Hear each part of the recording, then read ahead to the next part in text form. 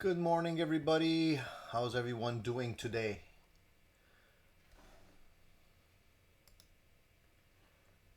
Let me know if you can hear me all right. I just want to make sure everything's good before we get started.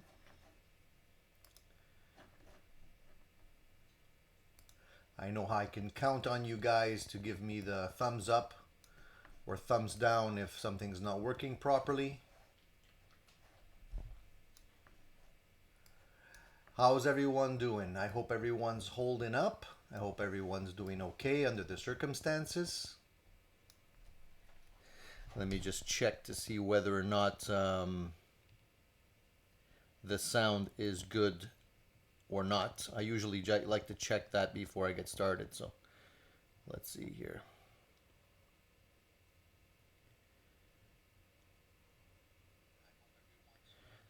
Seems to be okay on my end. Great. So thumbs up to everyone who woke up nice and early on this beautiful Sunday to join us for another live edition of Addicted to Gear. And we have so much to talk about, like we always do. I just wanted to make sure that everyone's doing okay, first of all, first and foremost, because that's the most important thing. Beyond gear, it's the people that make all of this possible. So I'm super happy to see all of you guys that are in the house this morning. So I'm gonna be honest with you guys. I had a really rough night last night.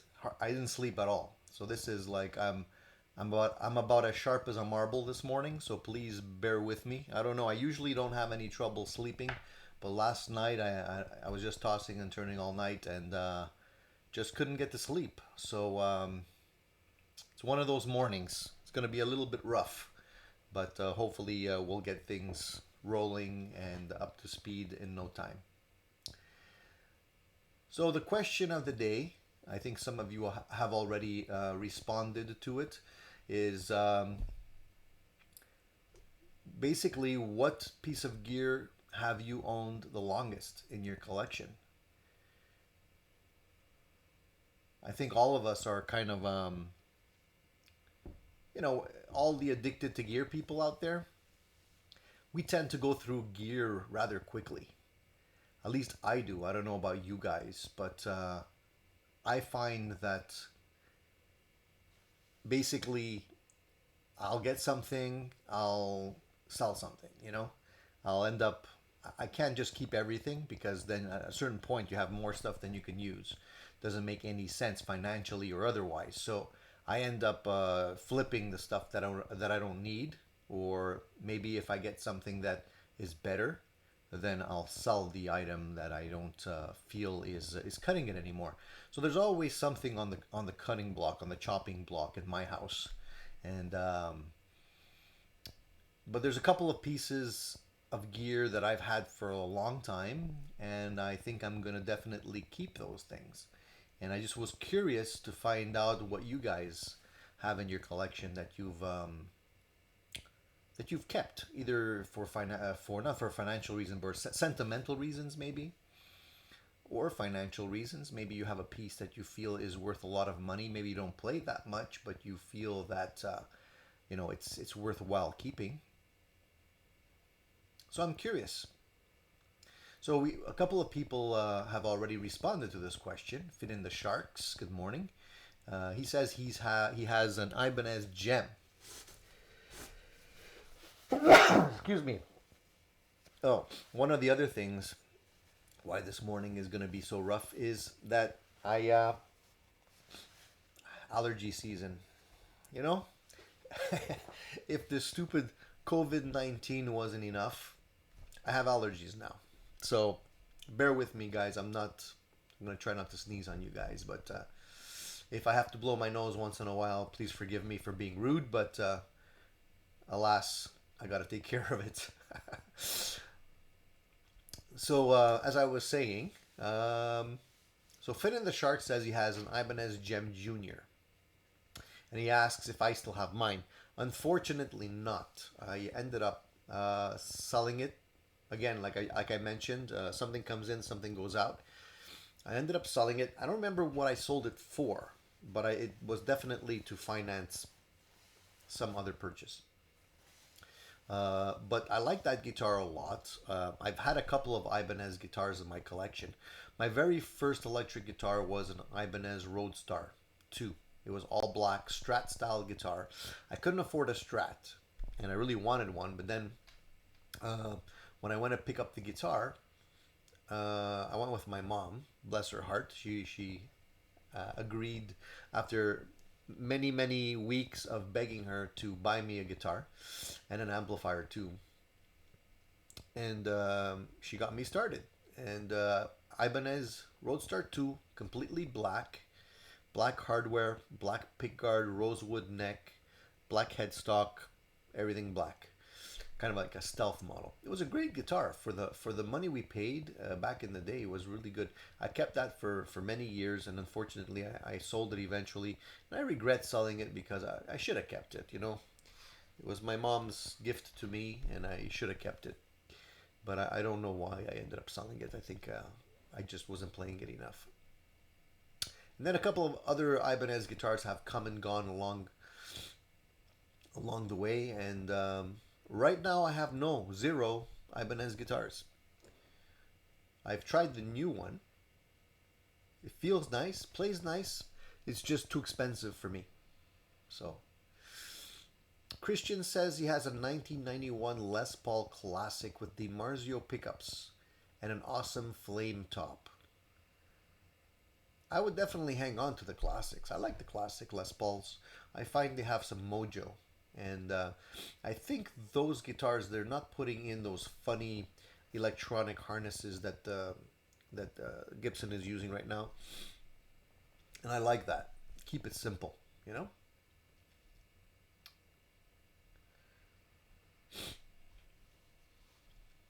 So one of the guitars that I've kept, I've had in my collection for a long time. You might have seen it on one of my videos, maybe the Strat shootout or blindfold test. Is It's a Fender Strat that is a Sunburst Stratocaster. It's a 50 style Strat, and it's actually a Japanese Strat. And I really like that guitar. It has a really great feel to it, and I'm definitely gonna hang on to that one. I haven't sold it yet, although I do have another one which is a Mexican made version of it, and the necks on those two guitars are very different from one another. The Mexican neck is very chunky, while the Japanese one is less so. So I kind of like the neck on the Mexican, but the overall the Japanese Strat just plays great. And I upgraded the pickups in there. I put some custom shops, I think 54s, and they're really great sounding. They don't have the reverse wound center pickup in that set, so I do get a little bit more noise, but it's really a lot more authentic.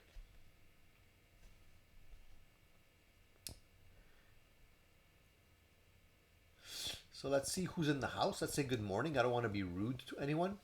So we have Finn and the Sharks. We have Christian. We have Cool Tunes Made Easy. We have Rich. We have Vox Guitars Rock in the house. We have Adrian in the house. George's is up early this morning. Glenn also. Glenn's from southern Indiana. How are things in Indiana? Are things as crazy as they are here? I think maybe because you guys are spread out a little bit more, if I'm not mistaken, maybe things are a little bit more under control.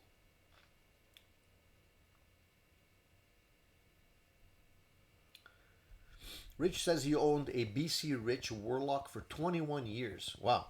Have you compared the older guitars to the newer ones? I'm just curious because sometimes you hang on to a guitar, it might be a Strat or whatever, a Les Paul, an Ibanez, and you compare them to what you have today, and you're really disappointed when you try the newer ones for whatever reason. That's happened to me a couple of times where I've had old guitars and I play the newer ones, and they just feel like they're not up to par anymore. I don't know why. You know, excuse me, I gotta just take care of my nose.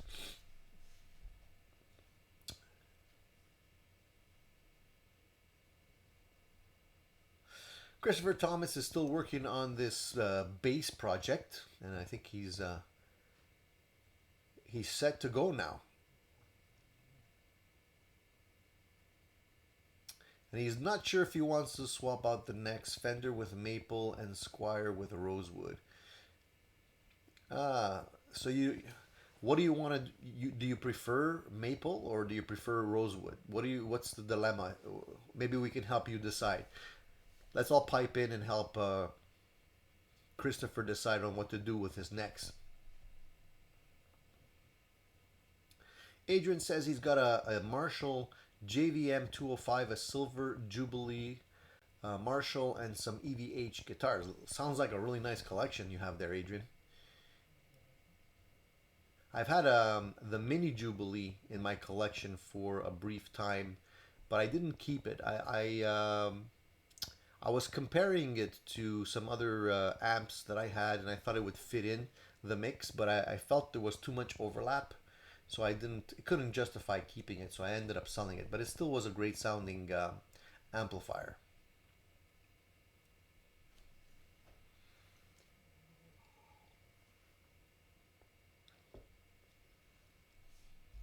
So you guys have a wide variety of pieces in your collection that you find that you like. Um, we got my new baby is a Michael Schenker Fest Flying V from Dean. That's a cool guitar. The thing with the Flying V is you got to jam it in your thigh so that it doesn't slip off your leg. You know.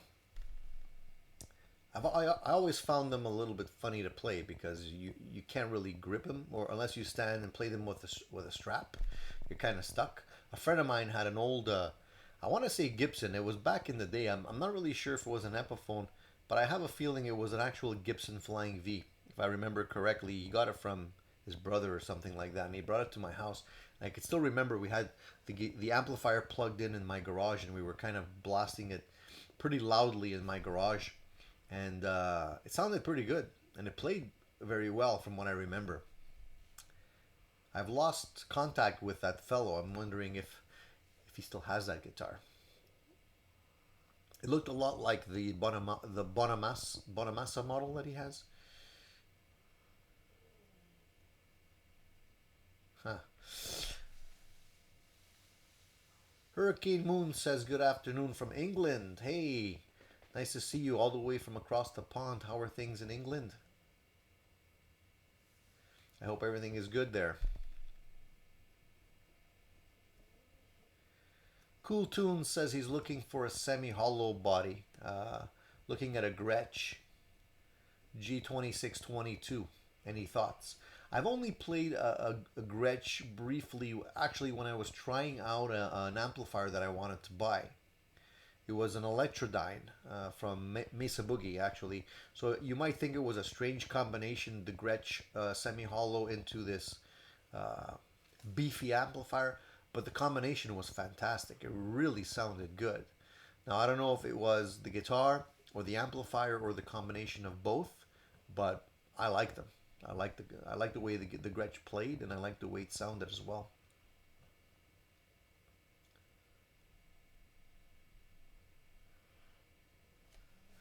Vox Guitars Rock is in the house. Fat Philosopher's in the house. Alan's in the house. So we have a nice mix of people this morning. I'm super glad that everybody tuned in. Matt's also in the house.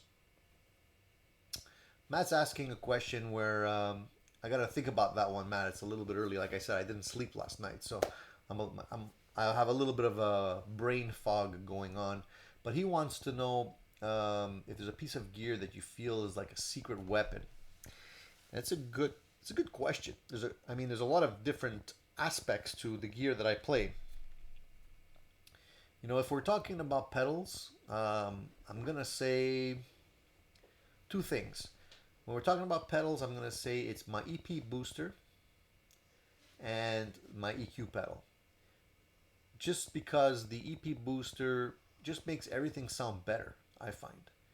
You know, you just kick it in and it just becomes the sound becomes more full, more beefy, just sounds better. So it's almost like the always on pedal on my board, and I don't think I could live without a an EQ pedal on my board, because when you're playing live, you really do need to tailor that EQ to cut through. And a lot of people don't know this, but or maybe you do know this, but I know a lot of people that don't know this, is that, instead of turning up the sound to be heard in the mix, you're better off just getting an EQ pedal and just finding the frequency that is not being used by the other members in the band, and you don't have to turn up your guitar very loud to be heard. So that's the secret when you're dialing in your pedal board. So that's my secret weapon when it comes to pedals. I don't know if that answers your question.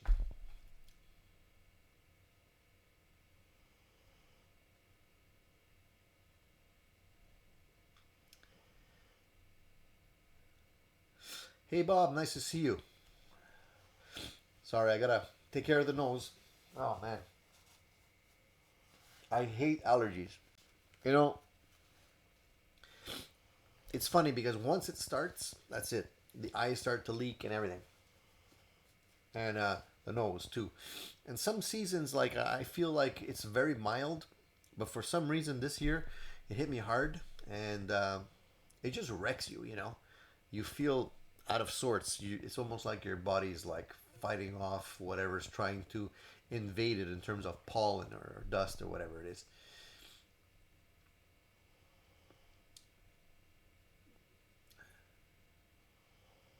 So Finn in the Sharks has a very serious question. So let's help him out. He wants to know if he should get a PRS SE245 or an Epiphone Les Paul Custom.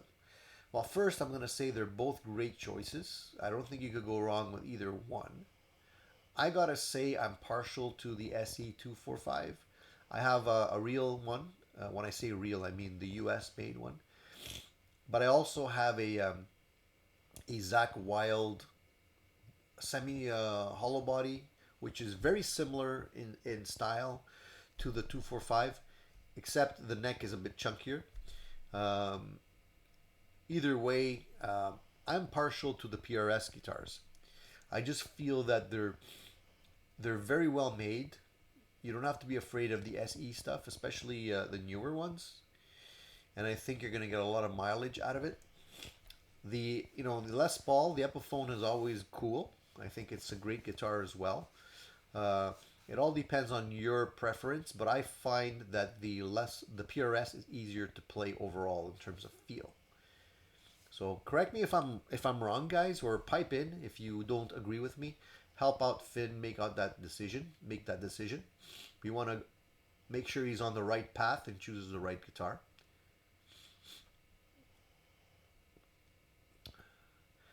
Hey Clay, good morning. I've never played a Sparrow from BC. No, I have not.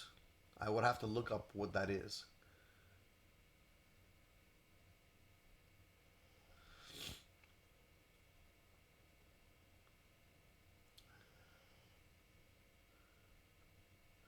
So there's a couple of conversations going on that have slipped by while I was chit chatting there. So I'll try and catch up.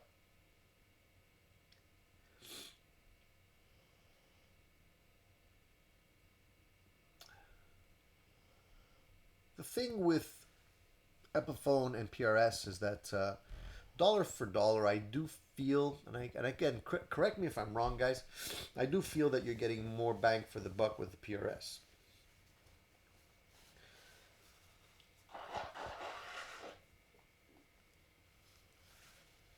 Ugh, excuse me. Dreadful, dreadful allergies. Okay. Um, so let me just back up here a little bit and see what I've been missing, what's been going by in terms of the conversations.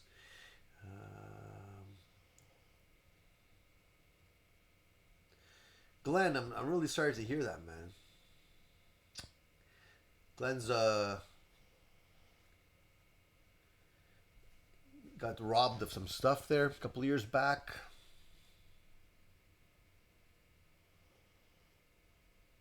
That really sucks, man. If somebody takes your gear, it's it's really heart-wrenching, and an invasion of privacy. Sure, they could be replaced, but they're never the same, right?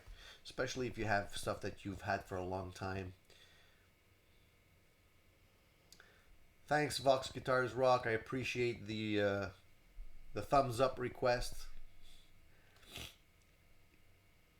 He's been a very loyal viewer of my channel, and definitely loves to participate in a lot of the chats, live and otherwise. I do appreciate that, and I'm happy to see you here.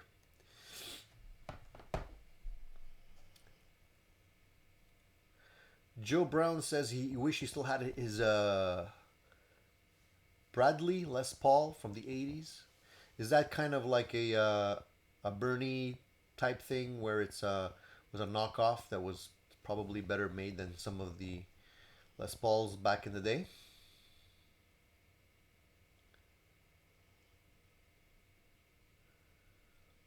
Fat Philosopher says he lives in Japan. They take their jobs way too seriously sometimes. Good for customers though. What do you mean by that? You mean like they just they don't call it in. They spend the time and effort. Well, that's a good thing. I mean, to have work ethic like that is the reason why they're doing well, I think.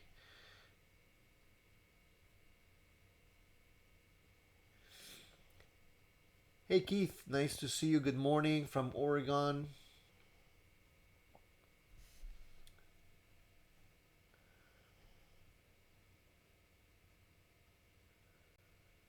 Yeah, I agree with you, Alan. If more countries did have that attitude, I think they would all be better off.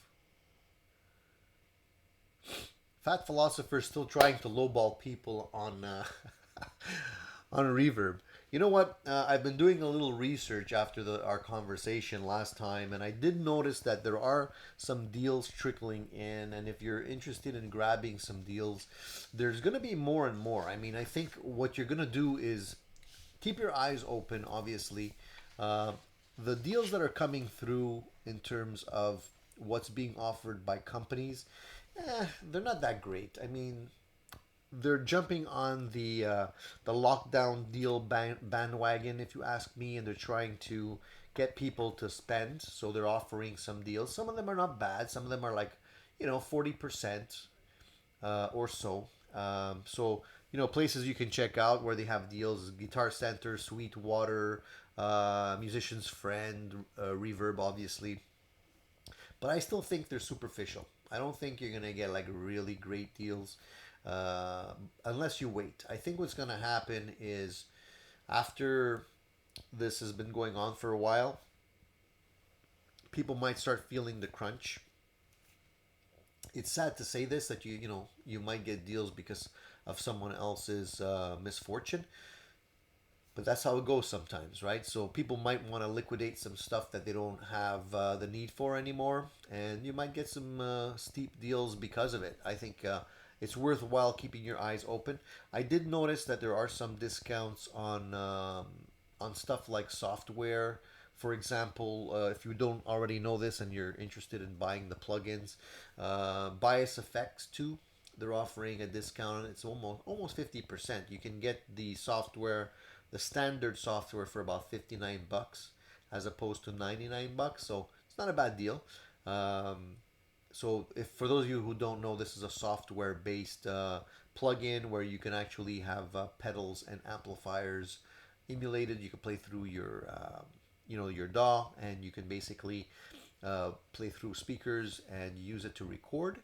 There's a lot of things you can do with it. It's pretty good. I think it's worthwhile checking out.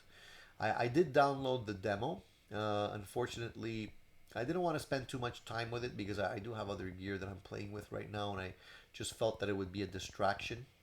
And also, one of my favorite plug-in software is Overloud, but unfortunately, they don't have deals. They're selling the package for $269. This is actually not bucks, pounds. So that's a lot of money, man, for software. I feel that it's a little bit like I would feel that in my wallet. 59 bucks is way better. But you have to also understand, guys, when you buy these things, this software, It comes at a price because even though you're getting the basic edition of the Bias FX 2 for 59 bucks, they nickel and dime you for all these packages that you can buy and add on. So at the end, you could spend that 250 bucks easily with either one. So either you pay up front or you pay later. Chances are, if you buy it and you like it, you'll probably end up buying the rest of them as well. Some of them do sound good if your computer system is not under par. Then definitely you will be able to run it without any issues on your computer. If your computer is old, then you might choose to go a different route. The Pod Go is out now, and I'm trying to get my hands on one for review. And that's another option you have. Um, I'm still enjoying the Ampero. Spend a lot of time with it. You jump down the rabbit hole when you start working with these things. I actually spent most of the day yesterday trying to see if I could get the Ampero to sound like my Dirty Shirley. Um, so there's my Dirty Shirley right there. The Ampero is on the floor, and you can see I have the that's the FR speaker there. I spent the better part of the afternoon trying to get it to sound the same. I gotta say, I'm in the ballpark, but you just can't emulate the full sound of a 412 cabinet through a 1 8-inch FR speaker. So I'm gonna keep trying because I would love to have that sound in the Ampero. So when I play, I can basically take that and just take it with me. You know. Here, I'll give you a taste. I don't know if you can hear it. It might not sound. It might not come through properly on this mic.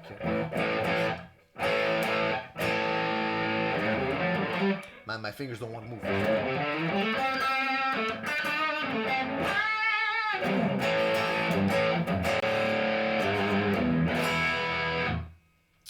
Okay, now I'm gonna switch. I'm not gonna tell you which one is which.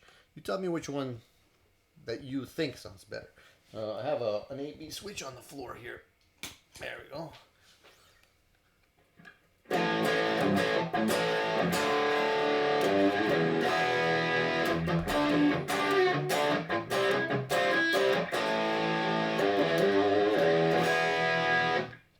I'll switch it back one more time. You can probably tell when I switch it back which one's which, but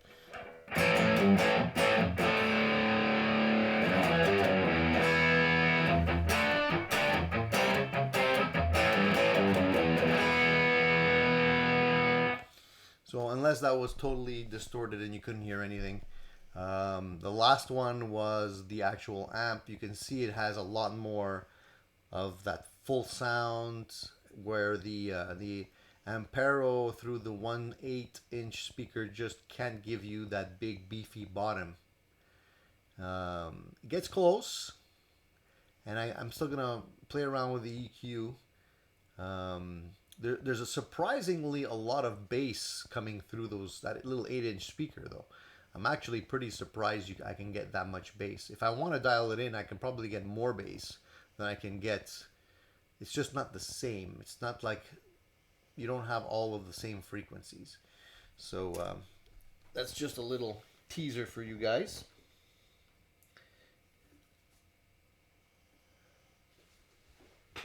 So yesterday I also spent most of the day doing a little demo. It's going to be out tomorrow.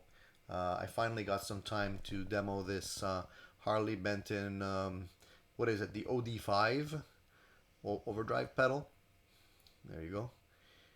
So I did a quick demo of that. It'll be out tomorrow, probably tomorrow morning.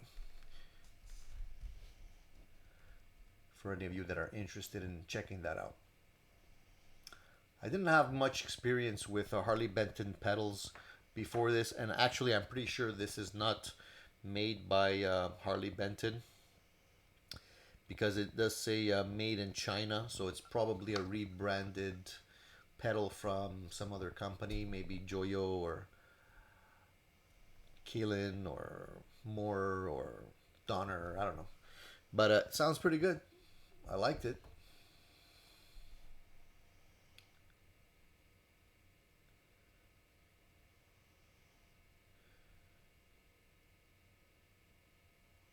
Hey Philip, nice to see you in the house. Good morning, my friend.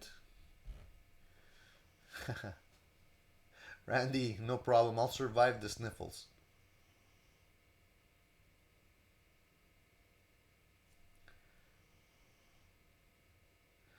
Yeah, Bruce, I agree with you. Some of the small stores, if you go into the stores physically and not try and buy stuff online, yeah, you'll get the best deals because they have stuff lying around and just gathering dust.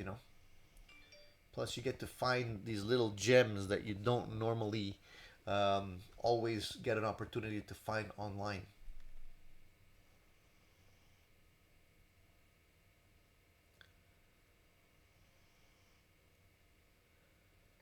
I heard that Fender is also getting back into production right now. That's the rumor that I heard. So basically, if that's the case, then we're probably going to start seeing, the stores opening up as well eventually. I feel that we've made a lot of progress, and it's better to approach reopening for business with caution and without going too crazy. I know it's a pain. We're basically all starving for stuff and gear and whatever. I don't have gear coming in right now, so I'm looking at my existing gear, and in a way it's better because you actually enjoy what you have and you end up looking at it and learning how to use it and everything.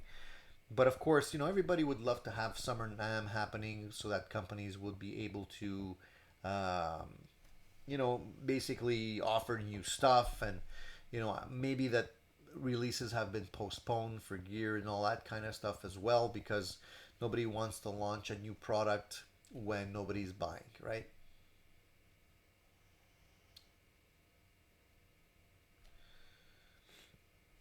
So Summer NAM is canceled. That's a pain, but it gives us the opportunity to focus on other things.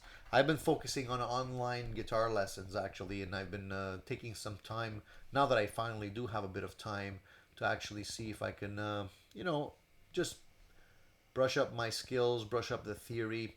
And I've been doing some research and trying to figure out which of the online course websites I want to give my money to. And I realize that it's not an easy decision. I might actually make a video on this to help others out because I found that although there's a lot of websites that offer these courses, and a lot of them do offer free trials that you can try it out, but you still have to give them your credit card. Unfortunately, a lot of them don't offer good lessons in theory. They'll give you lessons, and some of them claim to have a big repertoire of lessons. Like, for example, guitar tricks is one of them, where they say that there's thousands of online videos, which is true. But what they do is that they basically break like one song lesson into like 10 parts. So, if you don't like that particular song, well, there really isn't that much in terms of theory. Like if you want to learn how to improvise, you want to learn how to build chords or how to work with your pentatonic scales and move from one to the other, that kind of stuff. I haven't really found the website for that yet. I agree with you, Alan. Without YouTube, we'd be bored. I definitely think that YouTube is helping me get through it. Not only as somebody that produces videos, but I also spend a lot of time, looking at other stuff as well. If you can spend your time practicing, that's a good thing. GFS pedals do look a lot like Joyo. What I've realized is that, and maybe some of you guys out there might know better than me, a lot of these Chinese made pedals are made by a couple of companies and they're just rebranded. So you can have like Joyo and Nuex and Donner and Kalen and what else? What am I forgetting? There's so many of them. A lot of them are very similar, so much so that you feel like you're probably just buying the same guts in a different box with a different name on it. Some of them are pretty good though. I gotta admit, like the Plexi M that I reviewed, that I put the video on. I like this pedal. It's a small pedal, inexpensive. Somebody on the live chat had recommended I take a look at it, and it's I like it. Sounds good. It's a keeper.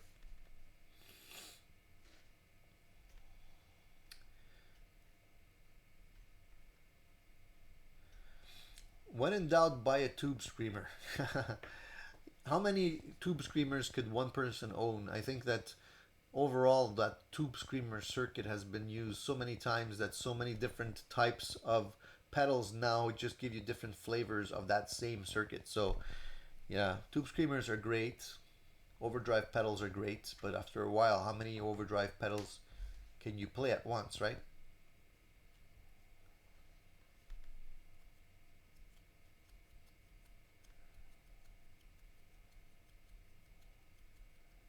7040 Rev. I'm looking into buying one. Canadian made, but sold in American money. Why, Rev? Why? Clay, I agree with you, man. I agree with you. I'm in Canada.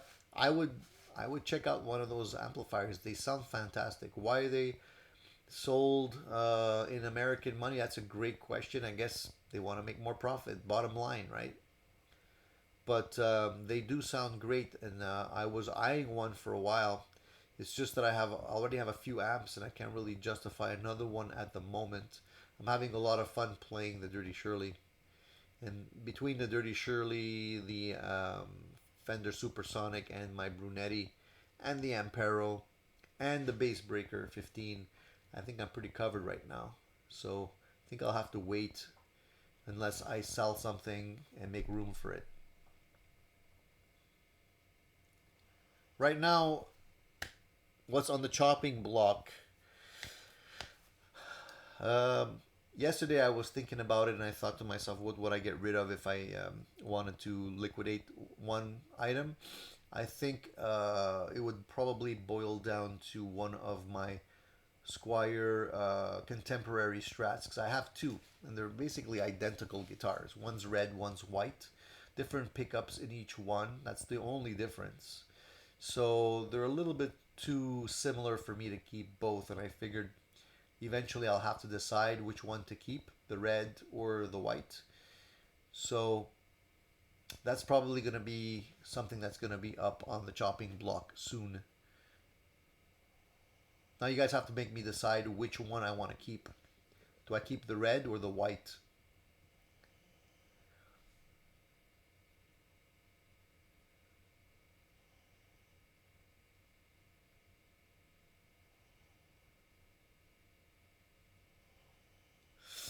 Paul Lima, yes, I have looked at Jamplay. They offer a 7-day free trial, so you could actually most of these, the ones that I mentioned, offer free trial. And the cool thing is, a lot of them will also give you a money back guarantee. So you can technically learn your theory for a couple of weeks and then get your money back if it's not what you want. But Udemy was one of the ones that I felt was pretty cool because there's a lot of different teachers offering courses and they all focus on different things. So that was one of the ones that I felt was worthwhile. There was somebody that I had found on Udemy that was specifically talking about like how to improvise over chord changes and songs and not sound bad. And that's where I think I need work.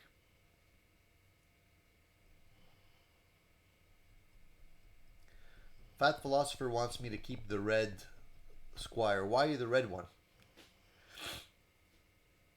Vox also wants me to keep the red one, and Alan also wants me to keep the red one, but George wants me to keep the white.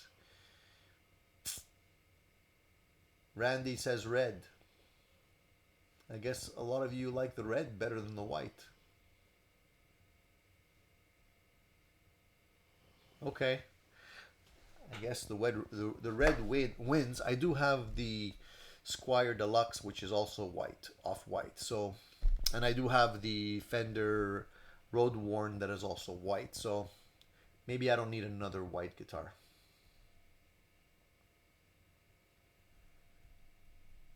I think red was the one I Trying to remember back which one I purchased first. I think it was the red or the white. I don't remember now. And that was a stupid purchase on my end. I just ended up buying it because of the color, basically. Imagine that. But I do like that guitar. It's a great guitar if you want to have something that is sort of a super strat style guitar with humbuckers in it. Not too expensive.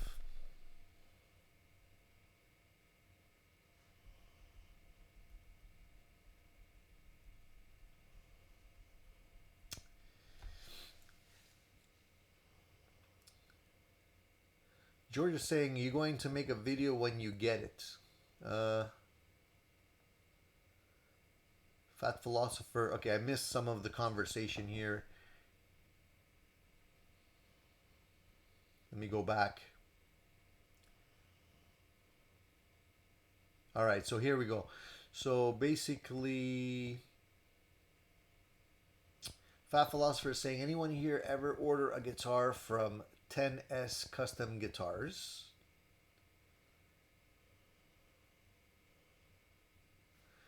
I haven't heard of these guys, but George says Fluff had a 10S on his show a while back.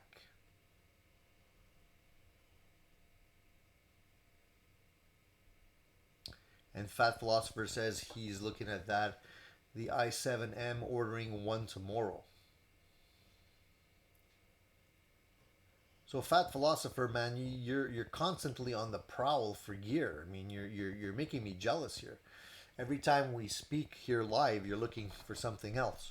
I think last time you were looking at something else as well. So the i7. So how much does that the i7M set you back? Just curious.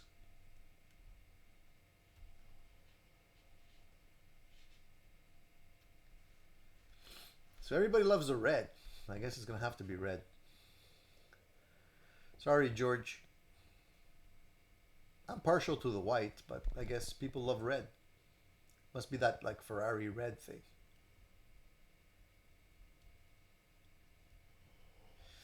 Fat Philosopher, I can't tell you not to order from 10S Guitars because I don't have any experience with them. I'm gonna look them up though because now you sparked my curiosity. Curious. I'm gonna check them up on my phone here for a second so I know what we're talking about.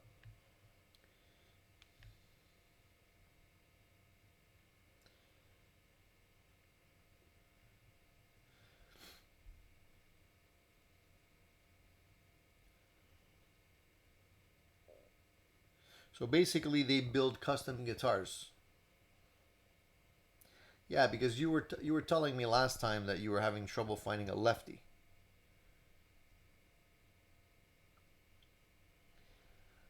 The guitars look nice, man.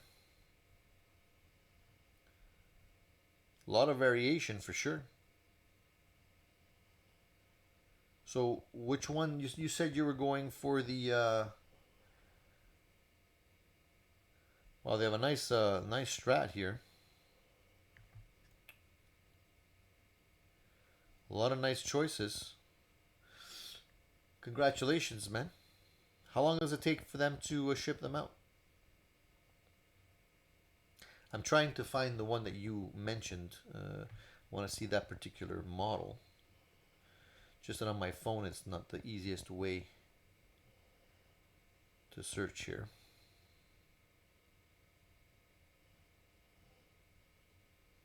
Custom guitars are great. I think you're gonna also probably pay a premium because it is custom, but if it's exactly what you're looking for, that's pretty good. 850 is not too bad, and that's shipped. That's pretty good, considering you're having trouble finding what you want all the way over there in Japan. It's a good option. I think you couldn't have gotten a better price even if you would have went the Wormouth way and gotten a body and a neck and everything. They're at the end of the day it would cost you more.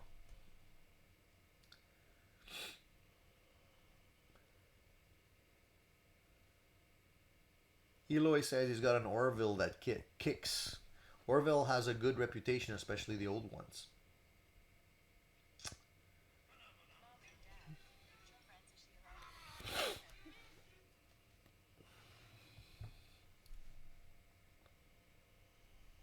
4 to 7 months. Holy mackerel. What are you going to do during that time?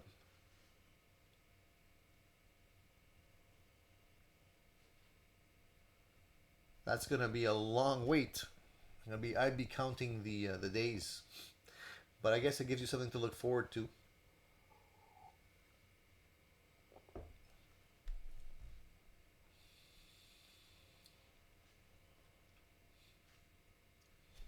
You know what? Every guitar company has their haters, regardless of whether they're Chinese companies or not. I personally don't care where a guitar is made as long as it's made properly and plays well. And that's all I really care about. If I'm getting my money's worth and the guitar is built well and it lasts and I don't have any issues, I really don't care.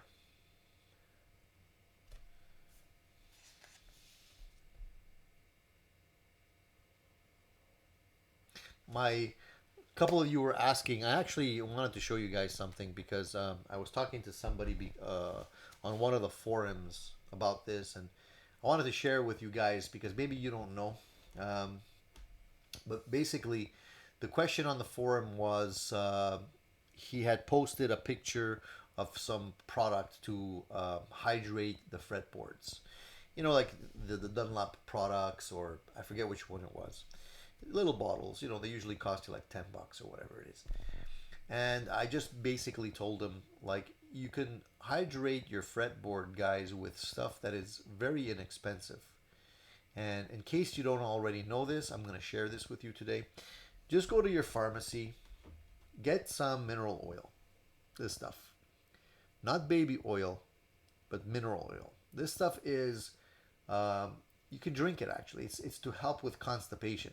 Okay. But what people don't know is that this oil is clean and very inexpensive. A huge bottle like this is about, I don't know, $6, $8, something like that. And you can, a little dab will do an entire fretboard. You can see how much I actually used. Not very much. And I've had this for years. It's expired. I bought this in 2017. Okay. So I've had this for quite a while, and it works perfect on your fretboards, and it's not toxic. If you get it on your hands, get it in your mouth, doesn't make a difference. They use this on cutting boards. Like, chefs will hydrate their cutting boards with this because it's safe. And so you can save yourself the money. Use this. There's no smell to it. There's no, when you buy these like mock lemon oil products, it's just like tint in there. It's not real lemon oil. Just get this. It works just as well, and it saves you money, and a little dab is all you need. Yeah, and exactly. It can clean you and your fretboard if need be, right? The thing that also I want to say is when you hydrate your fretboard, guys, don't go crazy with this stuff. A little bit goes a long way. And you don't need to hydrate your fretboard every time you change your strings. Once or twice a year is enough. Otherwise, what ends up happening is sometimes the wood ends up absorbing too much of the oil, and the frets can actually come loose. Now, this is not for your guitar. It's not for the body of the guitar. It's just for the fretboard. And it's only if you have, obviously, a rosewood board. If you have a maple board, you're not going to want to use this stuff because the maple board has poly on it most of the time. So you don't need to use that. A little dab will do you. That's right. Just wanted to share that with you guys. I'm still, by the way, waiting for the decal that I need to finalize my son's guitar. For those of you that were watching those videos that I posted, I contacted a friend of mine who's local here to me, Uncle Nerky. I don't know if you guys know this guy. He's actually on Facebook. He makes really nice decals for guitars, headstock decals. He doesn't have a store, but he does work online. So if you go to, if you actually search Nerky's decal, Nerky apostrophe S, he's got, he's on Facebook, and you can contact him through Facebook. Tell him what you need, and he'll make it for you. So he was kind enough to sponsor a video with a decal for me. So I'm gonna, when I get it, hopefully by this week, I'll apply it to the headstock and spray it, buff it, so I can finalize that project and show you the final results, make you hear what that guitar sounds like. My son's been really busting my chops to try and hurry up and get his guitar back together again, because now that he's got his hands on an electric guitar, the acoustic guitar is not cutting it anymore. I told him, just practice with the acoustic guitar. Excuses, you know? But I understand. Plus, the guitar is red, and I know how you guys love that red guitar. I ended up, Alan. I ended up going with Luca custom guitar, just for the heck of it. It's just Luca, and then in small letters, custom guitar, and at the bottom, I think I wrote "Made in Canada" or something like that. Even though the guitar, the guitar actually, the better part of that guitar is Chinese, but the custom part is made in Canada by me. So I guess that qualifies. No, Fat Philosopher, not MEK. It's N. Sorry, my nose is blocked up. I'm not making it clear.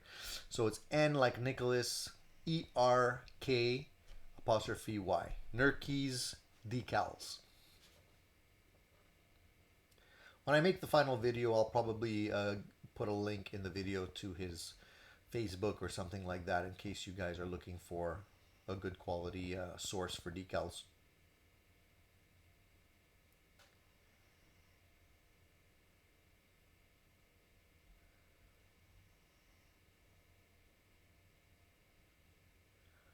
Yeah, I don't know about that. Vox Guitars Rock. I don't mind him playing with the guitars when I'm there, but I don't like him fooling with the guitars when I'm not around, and he's very good at that, unless he sneaks into my studio when I'm not around and plays the guitars. But I haven't noticed any nicks or dings in any of my guitars, so I'm pretty sure he won't do that. I think he understands how disappointed I would be if anything should happen to any of the guitars. I'm just like anal like that.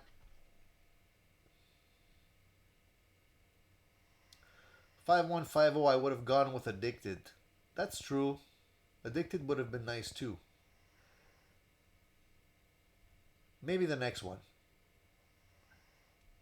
I was considering putting the Addicted to Gear logo. It's just that it's round, and it kind of feels out of place on the headstock. Because now that I shaved the headstock down a little bit, it's actually narrower. And I just felt that it didn't flow nicely with Luca. It's more linear, longer. So visually, I just felt it looked cool. But I like the name Addict Guitars or Addicted Guitars or whatever. That's right, for Fat Philosopher Nurky. That's how you spell it. Yeah. George, just reach out to my buddy there. His name is Nelson. Just tell him I sent you, or I mentioned your website, his website to you, and maybe he'll give you some kind of a discount. I don't know how generous he will be, but his decals are not that expensive. So compared to other places, they're pretty good. Quirky Cat is in the house. Nice to see you. Thank you for tuning in.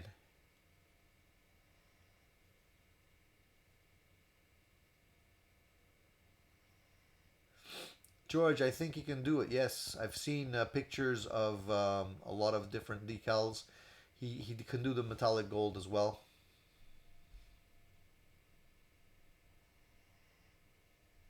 You can send him a design, or you can even ask him to do one for you. I think he's open to doing that as well.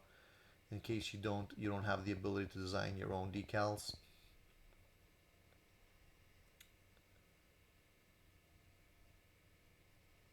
The Nye. Did you order one of the ATG stickers? I appreciate that, man. Thank you very much. Do me a favor when you do get it. Send me a picture if you can of yourself with the sticker, or wherever you decided to apply the sticker, either on your guitar case or anything like that. I'd be happy to post them on my video. It helps my channel too. I really do appreciate that.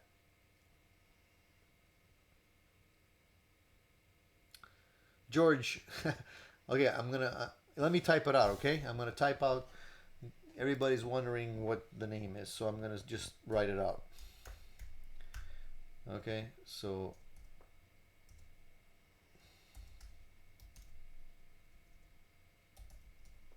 there you go. Nurki's decal. Sorry, I spelled the decal with two C's. It's only one C. Fat fingers. Nurki's decals on Facebook. You can search it if you find it.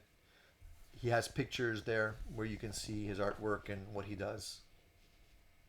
Just mention I sent you. I appreciate that. So basically, guys, after it's been an hour already. Man, the time just flies when we're doing these chats. I don't know what it is. You guys just sidetrack me when I'm talking, and I go on off on tangents and everything else. It's your fault. It's your fault. I'm considering now that Fat Philosopher is working on so many new guitar purchases. I'm considering maybe buying a body for a Telecaster. There's a local guy here that makes Telecaster bodies out of ash and alder and different types of woods, and he has different pickup considerations, configurations. So I was thinking about getting Telecaster fitted for P90s, because now that I have the P90s that I took out of the Harley Benton and I have them here sitting on my desk, what am I going to do with these? I'm not going to throw them away, right? They're still pretty good sounding P90s. A lot of you preferred these over the other ones that were more expensive. So I figured I'd probably buy a body. Probably end up costing me about $80 or something like that. It's raw, not finished. So there's work to be done. But I would definitely maybe consider building a P90 version of the Telecaster and painting it something simple like flat black with just some silver in the grain. I've seen this done many times recently, and it looks really great. Just flat black. What you do is you paint the guitar with some silver so it gets into the grain. Then you sand it back so it just, you know, stays inside the grain. Then you hand rub the black on top of it so that you don't cover up the silver, and then you spray some poly over that, and it looks really cool. Looks really nice. So I'm thinking about doing that. I don't have a Telecaster with P90s in it. I like the P90 sound because they do sound a lot like Telecaster pickups, just beefier. So I thought that might be a pretty cool one to build. Plus I'm bored. And Telecasters overall are easier to build in my opinion.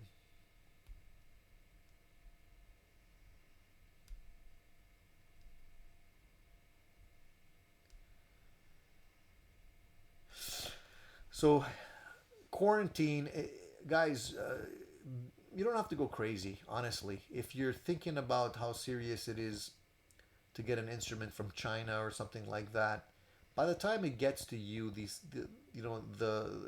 guitar's been sitting in in shipping somewhere for quite a long time, and as long as it's more than a day or two, it's fine.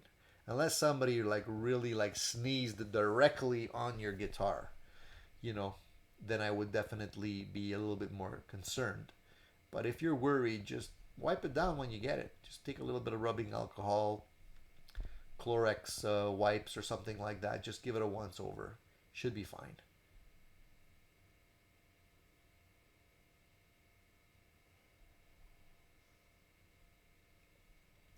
Three Card Monty says, first off, quarantine for temperature equalization for the 48 hours. I opened a shipped box guitar once and it cracked the lacquer finish. And then there's the virus concern. It's better to be careful if you're going from extreme temperatures. For example, sometimes when you order something from, um, Amazon or something, they leave it on your doorstep. If you're in a cold environment, then you know, the guitar might be sitting outside for a few hours before you bring it in. It's a good idea to leave it in the box for a while until it gets to room temperature instead of just pulling it out immediately, because then you also get like condensation building up on the guitar when it's change of temperature like that. It's not good for the guitar in general.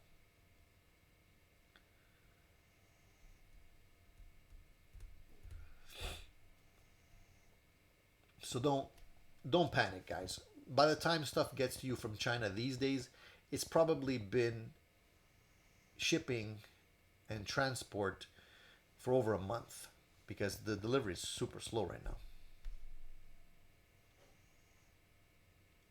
A lot of companies are going to close down. That's the sad reality of what's going on right now.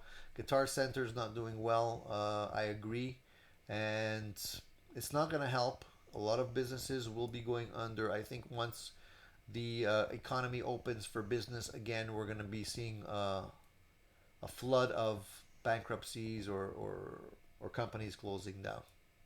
It's affecting everybody. It's a sad reality of what's going on. But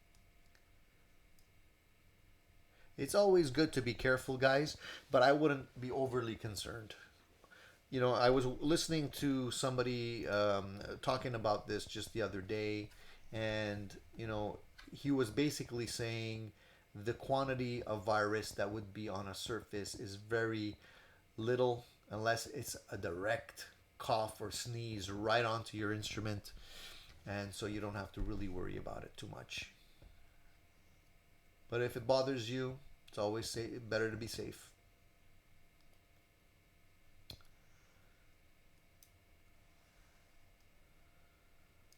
Philip says his little store was already hurting bad. I bet they have to close now.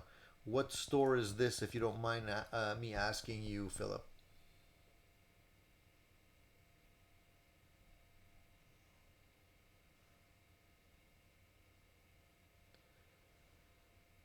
A lot of people are laying off. If it's a temporary layoff, it's fine. If it's permanent, that's less fine. I'm currently laid off right now myself, so I get an opportunity to do other things. But after this thing is all over, I'm probably going to be looking for work. Unfortunately, the YouTube thing doesn't pay the bills, and I do this more as a fun sideline. Unfortunately, I'm not big enough.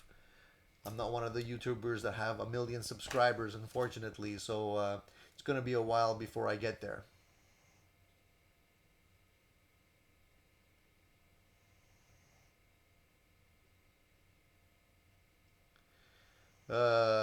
3 Card Monkey says, virus sale, time to buy a Martin D18 or a Gibson J45. Yeah, if you have the cash hidden under your mattress someplace, that would be cool. But last week I did mention, you guys laugh, but I think Martin is having a sale where you buy a Martin guitar and you can get a second, I guess the Martin Traveler guitar for like 99 bucks. So I don't know how much of a deal that is, but it's better than a poke in the eye with a sharp stick. If you have the cash, that is.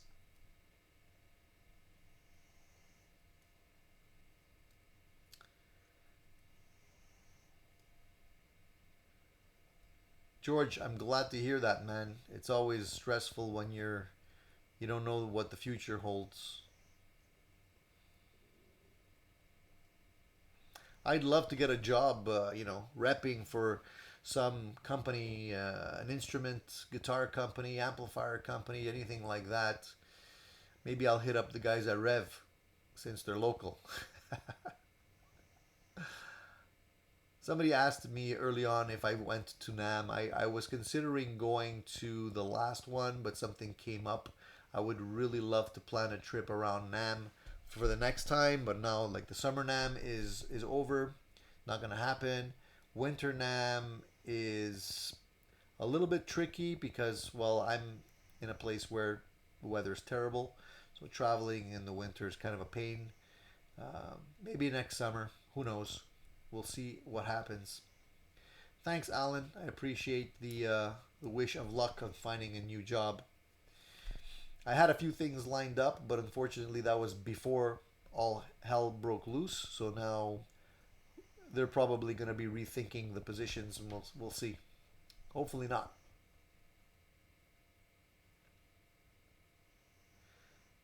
Thanks, Bud. I appreciate you too for tuning in.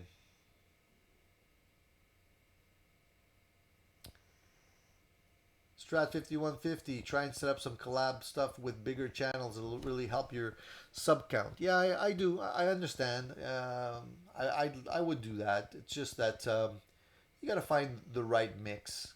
There's just people that you jive with, and it really the conversation just flows, and it's very entertaining for everybody. But I will definitely see if I can reach out to a few people and set something like that up. I think that would be a lot of fun. Pizza delivery stores are hiring. Yeah. Also, the online the shoppers sites where you have to go in and get the stuff for people that order from online sources. They're looking for the people to do the shopping and delivery. So if you're into that,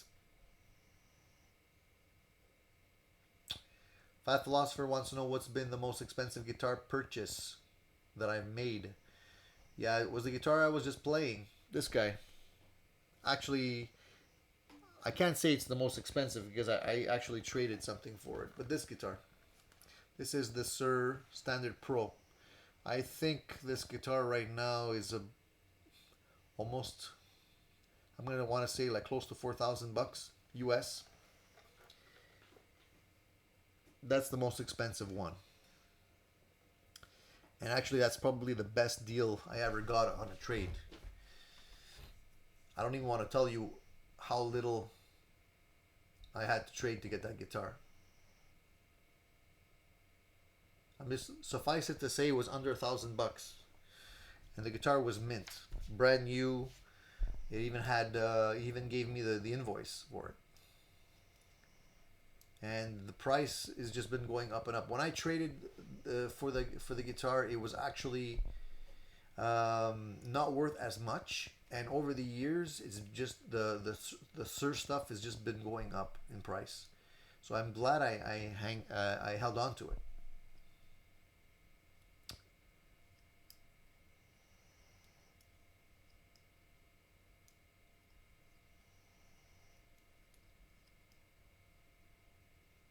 I don't know about the depression. I mean, I know we're getting on a sideline topic here.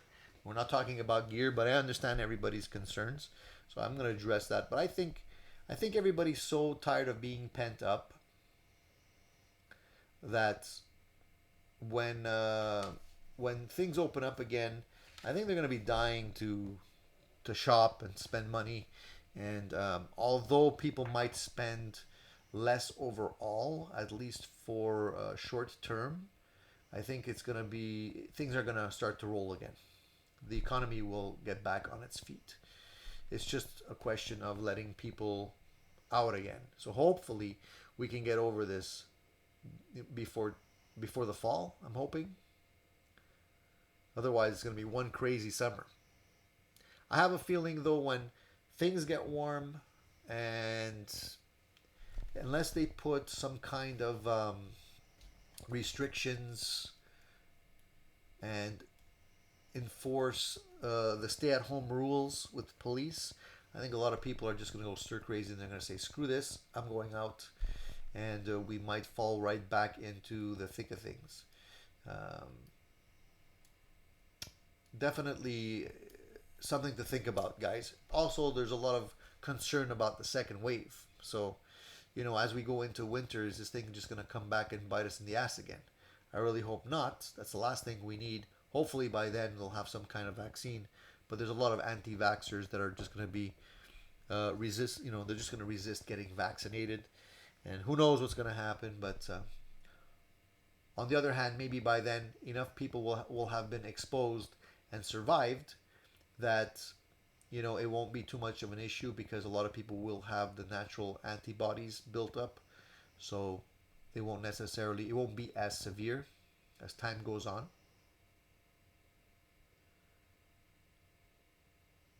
I'm a little bit more concerned about the United States, to be honest with you. Third card monkey does have a point that if things get severe and the government doesn't pay out additional funds to help people, then there's going to be looting, there's going to be additional crime happening, there'll be a lot of chaos going on, and we don't want that to happen. Here in Canada, we've kind of been a little bit luckier, because the government has decided to give us all, anybody who's lost their employment because of the COVID 19 virus, we're getting a $2,000 check or payment once a month for 4 months. And then after that, if we still need to have support, then we fall on the EI payments for whatever amount of weeks it would be. So, it's less of an issue here. Hopefully, people won't go crazy and start, having to steal to survive. But it is a possibility.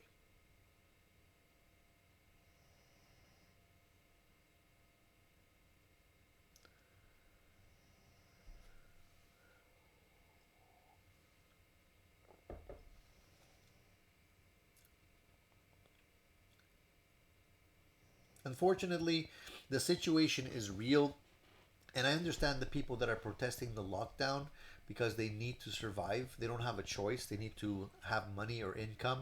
Nobody wants to lose their house or their car or whatever. So I understand the pushback on that, and a lot of people do still feel that the this is being overblown.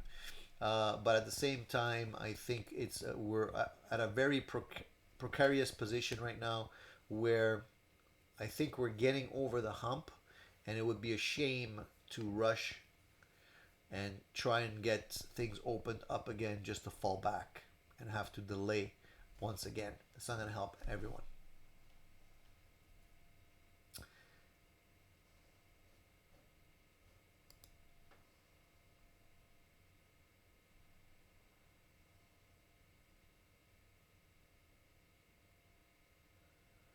Yeah, 850 fine for rollerblading. It's been happening here too. And I heard about the homeless guy, the guy feeding the homeless in BC, and they fined him $1,200. Yeah, you know what? This boils down to the police and their common sense. I mean, they don't have to go crazy with this stuff, but unfortunately, sometimes they just abuse the power and just go power crazy and give everybody a ticket for no reason. Uh, you know, Here you're not actually supposed to be driving in a car with more than two people that don't share the same address. So, you know, if people are not listening and not abiding by the rules, I guess they deserve what's coming. But for certain things, they have the ability to turn a blind eye, and if they choose not to do so, well,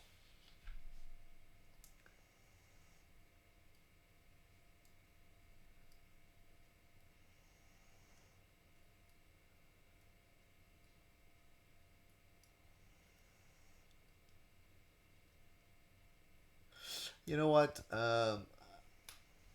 Three card monkey. To your point, I get it. I don't believe the states don't have the money. The amount of money they spend on military, for example, in the trillions of dollars, it just means the money needs to be funneled to the right places. I don't believe that Canada is in a better position than the United States overall in terms of the amount of finances that is floating around within the government.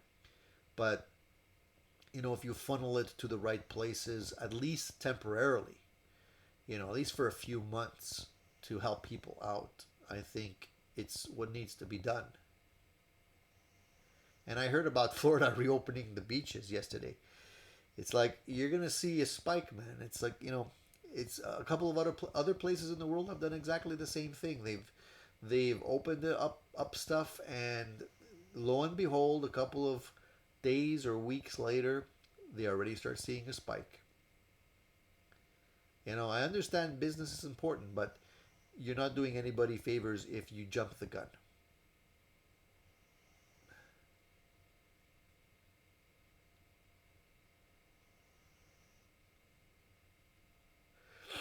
Fat Philosopher, you're just starting your lockdown? Okay, well, in a way that's good. It means that you guys are a little bit later in on the game, which hopefully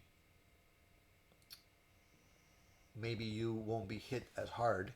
Um, I have a family in Italy, and basically, when this was happening in Italy, it hadn't started here yet, and everything that they were telling me was going to happen happened here, exactly the same way as it happened there.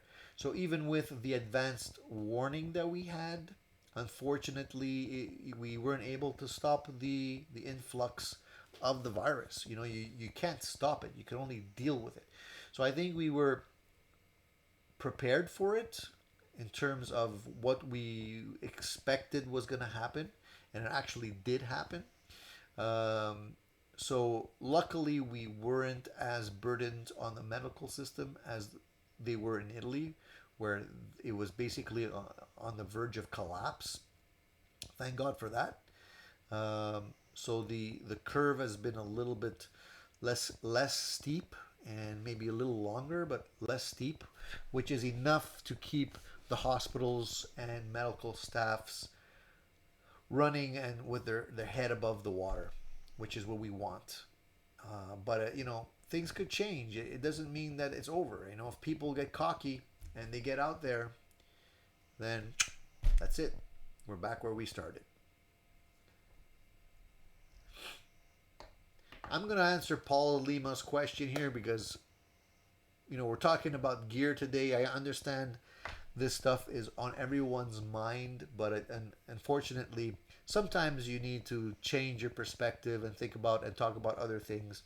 Um, that's the reason why we tune in, I hope, so I can give you a little bit more entertainment about gear. So, Paul wants to know what would be my desert island guitar and amplifier. Well, um, I assume you're asking me if it was anything I can choose. Is that the case? Is that what you're asking me, or of the stuff that I own? So if I had to choose my desert island guitar of the ones that I own currently, uh, and I'm not looking at price. Okay, I'm not going to be considering price. I won't pick a guitar just because it's the most expensive one that I own.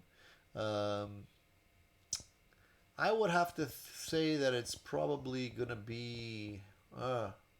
That's a difficult question. I love my Tokai. I love one of my Telecasters. I love my PRS. It's going to be hard to choose just one. Uh, yeah, it's going to be hard to choose just one. Can I take one of each? Can I take like a Les Paul, a Strat, a Telecaster, and a PRS? That would make my decision a lot easier. Temple's asking me what's behind me. Yeah, that's the Sir I was playing. This guy here, is that the one you're talking about? Yeah, this is the Sir I was playing a couple of minutes ago. Yeah, this is the Sir Standard Pro I was talking about. I don't know. I think I have this in one of my videos where I do a review of it. Great guitar. I'm not a huge fan of the SSH layout because I always feel it's always a compromise between the humbucker and the single coils. And putting two humbuckers is tricky in a Strat style guitar as well. It's like, you know, but I love this guitar. The thing about this guitar that I love the most is the neck. And I've said it so many times. If anybody could emulate or copy these Sir necks, the profiles, and how they feel, especially with the stainless steel frets on them, they're just wonderful. I'd be willing to just buy a neck from Sir, but they don't sell just the necks. The neck is what really makes the guitar, and just fantastic. This is a USA model. You can see it's stamped USA here. USA. Obviously, it's a USA model. That's all they do. Very similar to other guitars. You can see the way it's carved in the back there. It's a Strat, but a Strat with a little bit more modern features on it. Really nice guitar. I would love to buy another Serb, but I can't afford $4,000 on a guitar, especially a Strat.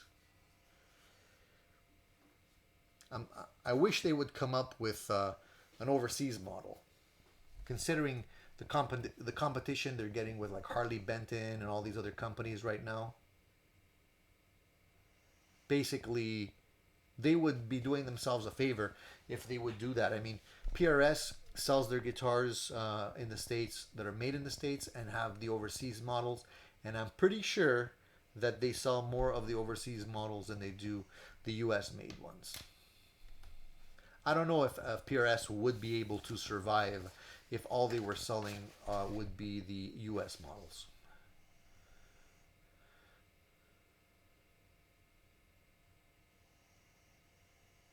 Marshall 45.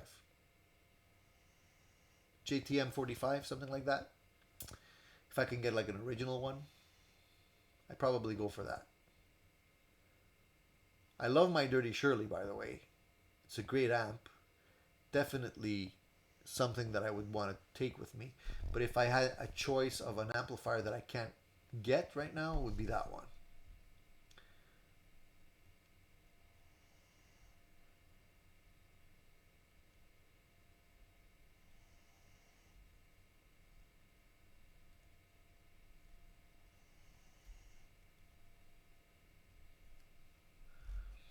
How about you guys? What, you know, I don't. I hear myself talking a lot, but what would you guys take as a desert island amplifier or desert island guitar? It doesn't take much to keep me happy, guys. A new pedal, new gadgets or anything are enough to keep me occupied. Just show me something shiny and I'm happy. You know.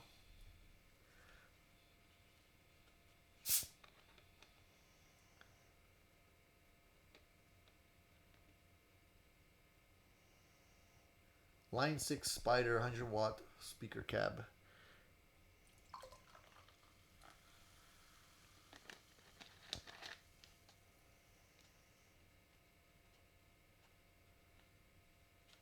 Temple wants to know what speaker cab for a 100-watt Line 6 Spider. 150-watt Line 6 Spider.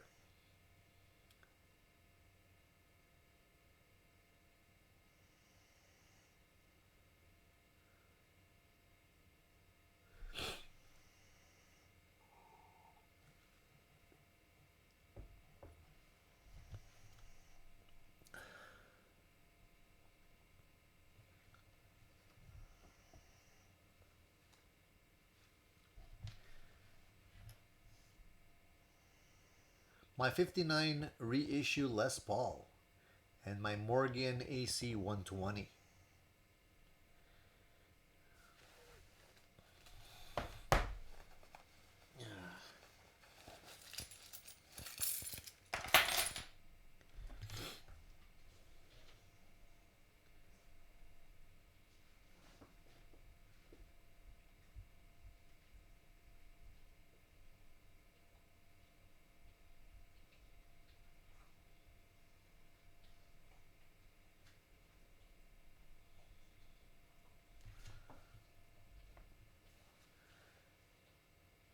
Tommy says he has a Marshall Origin 50 and it's more than enough. I was eyeing those Marshalls when they came out, and I was hoping they would be a little bit more like the Plexi, but after hearing them, they sound a little bit different, and I didn't get one.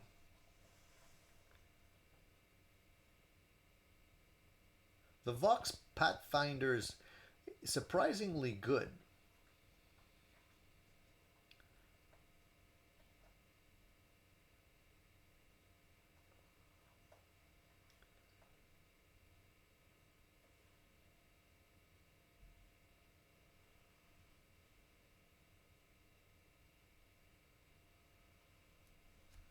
Corky Cat wants to know if we have any suggestions for a good quality Squire Telecaster.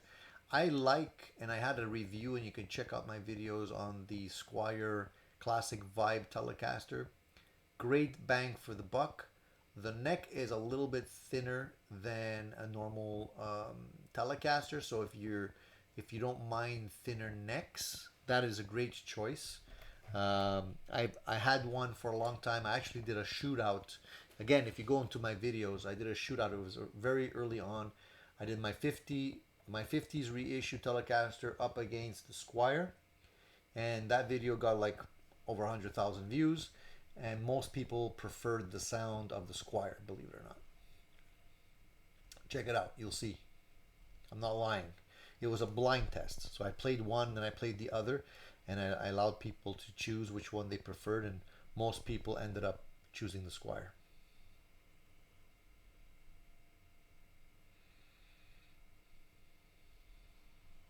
Here, I was talking earlier about things that keep me busy or interested. Check what I picked up. I checked. This is an old time metronome. Like today you can use your app on your phone to simulate a metronome. Well, I like the analog stuff, and check it out. So you can just play along with the metronome. Drives the dog crazy, drives the wife crazy, whatever. But if you're gonna practice, then do it well. I always say an indispensable tool when you're practicing guitar is a metronome, and I figured might as well get something analog, so you don't have to worry about batteries. You don't have to worry about charging it up. It has a little key on the side of it that you can crank it up, and it has a little button here that you can pull out and push back in when you want it to stop. I love it. So like little things like that keep me totally happy.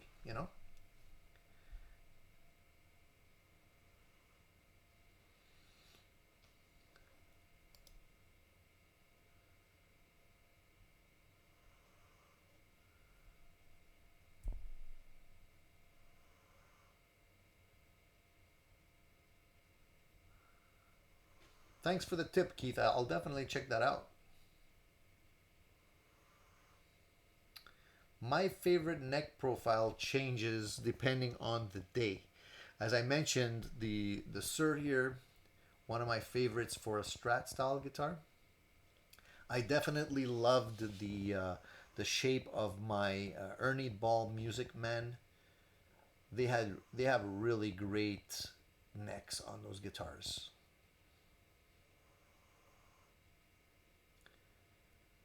But I'll flip flop. It depends. Corky Cat, thanks for checking out the review on the G&L.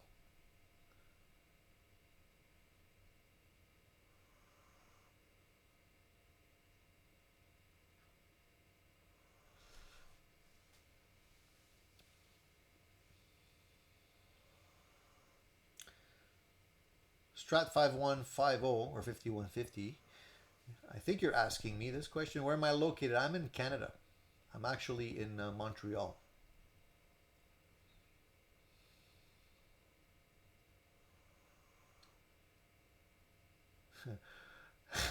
Alan says it would drive me crazy.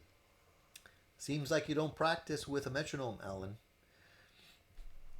It's not worse than playing with a drummer.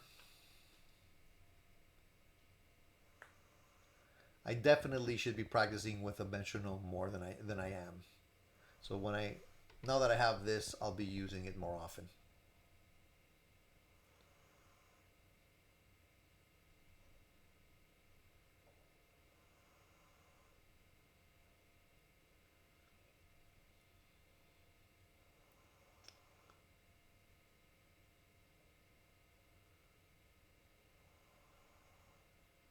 So Corky Cat says, in reply to your buying a made in Mexico Telecaster secondhand, I've always been paranoid about secondhand purchases, and now with the virus, returns, if necessary, will be a pita.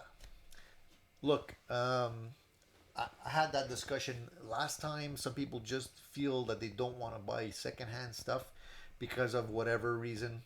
DNA on the guitar, or the old sloppy seconds syndrome where you feel like it's not a virgin guitar right out of the factory. I get it. But in my opinion, I've always gotten the best deals on used gear. The majority of the stuff that I buy is used. I don't like to pay premium because honestly, you can easily save yourself 40% on the cost of a guitar that you're looking at, and chances are it's going to be brand new if you're selective.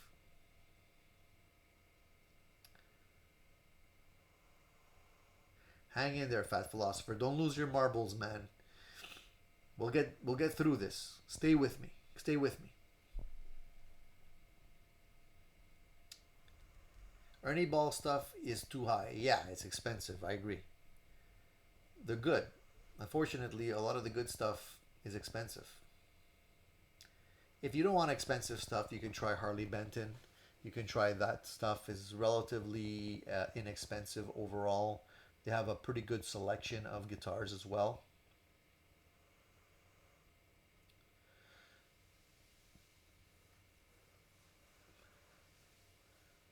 The Fusion Telecaster is pretty nice. I have it here. I did notice that the neck on the guitar basically shifted a little bit, so the curve on the neck changed over time. I guess also climate, strings, whatever. So I'm gonna have to adjust them. That's why I haven't been playing them in some of my videos. But the Fusion Telecaster definitely feels nice. I do want to get a vinyl pick guard on there because it's just so shiny and glossy that the first time you hit the body with a pick, you're going to start leaving marks in it. So I want to do that.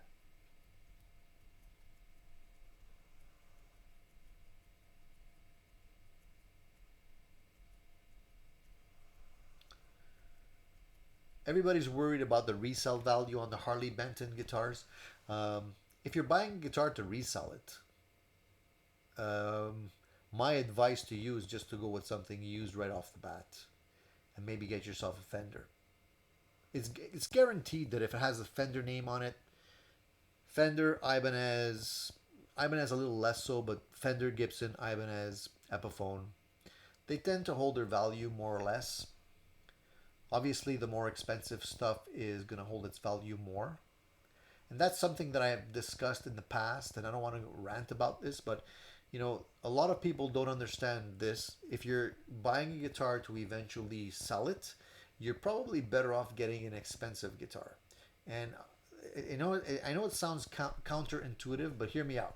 If you buy an expensive guitar, say you buy a PRS or a Gibson or something, you're going to pay a lot of money for the guitar, but when you sell it, you're not going to lose as much. It actually holds its value longer. So at the end of the day, the PRS that I bought, which I bought over 10 years ago, when I bought it, I didn't pay the value of the PRSs that they are today. The prices went up. So technically, even though the guitar is over 10 years old, I wouldn't necessarily be losing money on the deal.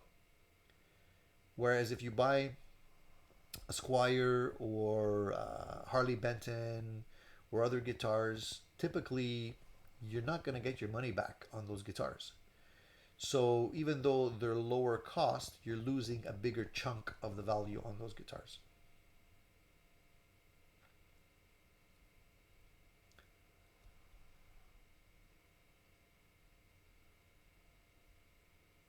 See, I didn't know that. Paul's in the house.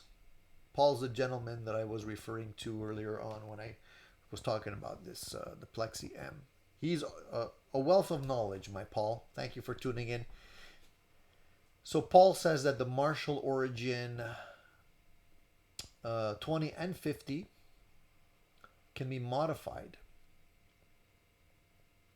so that the cathode is 1 microfarad and it's on the left side of the board with amp upside down. Change it to 10 or a bit higher and the amp will sound like a Plexi. So that's the cool thing about these amplifiers, is that you can buy an Origin for relatively little money, and if you have the know-how and the courage, a simple circuit change where you're just changing out a simple component could open up the amplifier and make it sound a lot better. I don't know about sounding like a 68 plexi. I haven't seen anything myself on that. I'd be curious to actually see a video of somebody who did that. But if it is possible, that'd be something I'd be willing to try. I'm not afraid of modifying my amps. I had done quite a big modification on my PV Classic that I had a while back, and I made a video of that as well.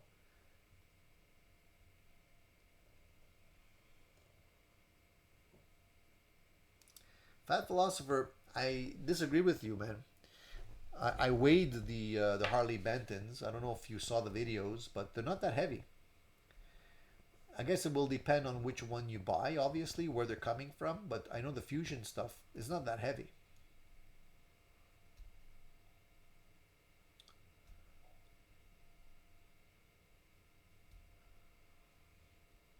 Yeah, I'm not talking about buying a high-end guitar new.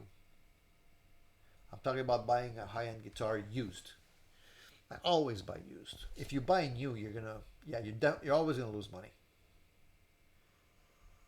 That's why the used market is so great.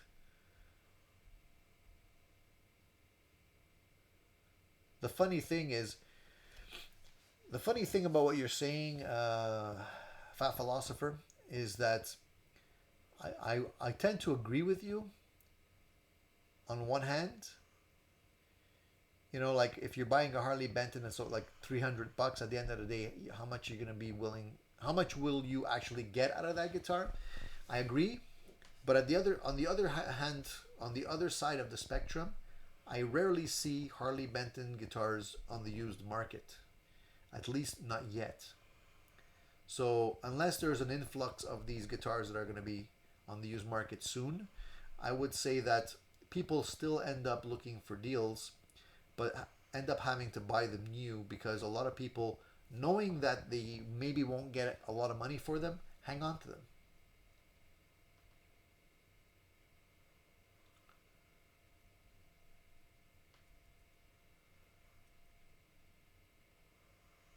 I never buy a guitar with reselling in mind, but I know that because of what I do, I go through a lot of gear.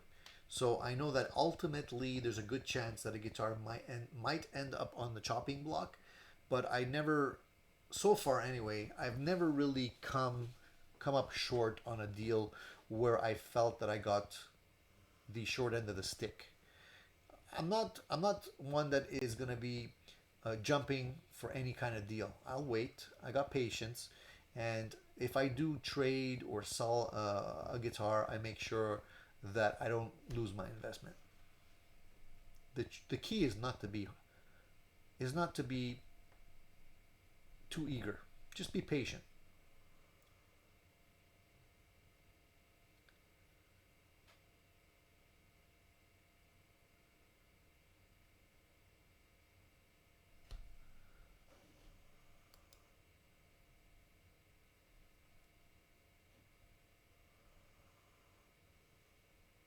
Paul says he never tried a DC Junior. Will check out when stores reopen. I tried it out because I was interested in possibly picking up a DC Junior or a single cut, but the Harley Benton version. I don't. I The one I tried was actually a Gibson, and I didn't really feel that it felt at par for the money they were asking for it. It just felt. I'm not gonna say cheap, but it was over $1,000, right? And it didn't feel like I was getting $1,000 worth out of that guitar that I was holding in my hands.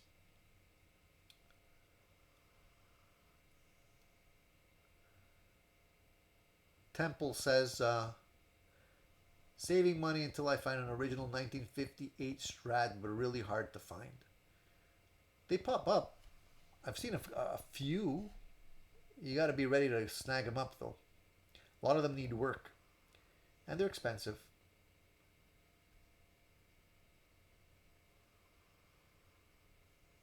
I tried Fat Philosopher. I tried the Harley Benton PRS copy. I actually have a video of that. If you go back into my reviews, it was actually a friend of mine's that he gave me the Strat, and he allowed me to try it out. I agree that that one is heavier. Um, I don't know if it's the drying process. I really hope not, because if it is, then you're gonna have other problems besides the weight if it hasn't been dried properly, because the wood is gonna tend to move, or it could actually crack and warp. So hopefully they're not doing that. But some wood is more heavy than other types of woods. Again, it's that's why it's a good idea to buy a guitar after you try it instead of just buying it sight unseen. Unfortunately, with the Harley Benton stuff, you don't have a choice in the matter. You have to grab it because they're only going to sell them online, so it's luck of the draw.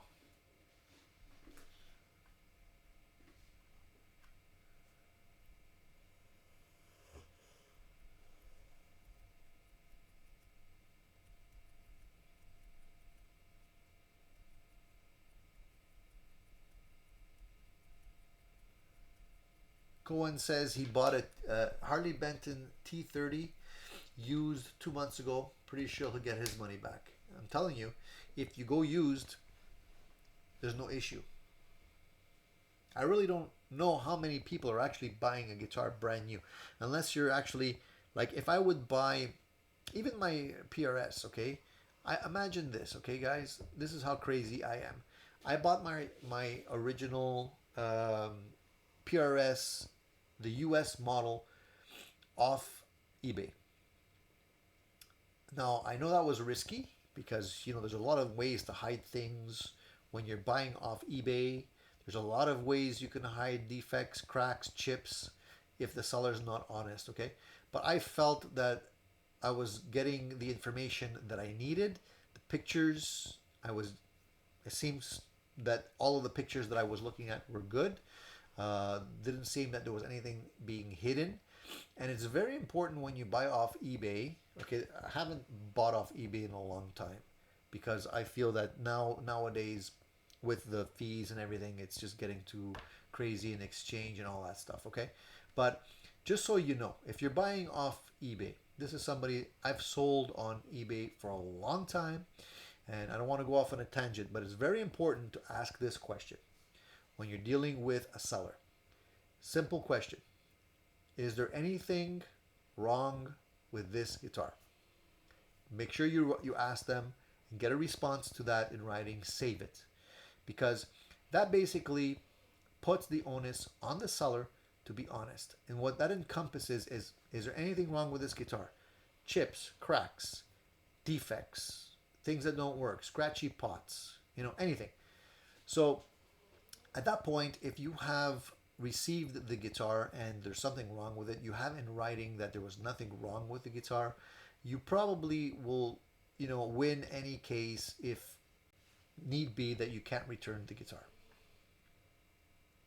Now, that guitar that I purchased turned out to be one of my favorite guitars, and it's coveted. I love that guitar, and it's still pretty much mint except for the sweat that is kind of rubbed off the finish on the bridge.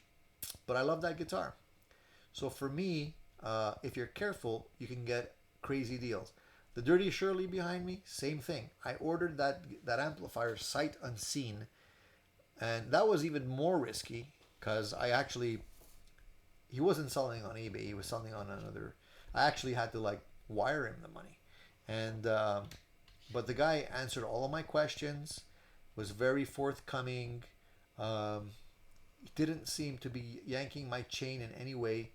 I took a chance. Probably won't do that again. That was risky, but I ended up getting a fantastic amplifier, a great deal, and they're hard to come by. At least they were back then. Now there's a little bit more common, but I ended up getting a fantastic deal on the amplifier. Well, fantastic, a better deal on the amplifier. Again, if I have to sell that amplifier, I'm not going to lose my money on it. So I don't jump on crazy deals that don't make sense. There's people that are just asking for too much money for gear that's out there that is really not worth it, especially used. You have to be able to wheel and deal. A lot of times there's people that don't know what they have. Either the guitar is not set up properly, so they end up not bonding with it for whatever reason. And if you're there and you know what you're looking at and how to adjust the guitar and fix it up, you can have a winner for very little money.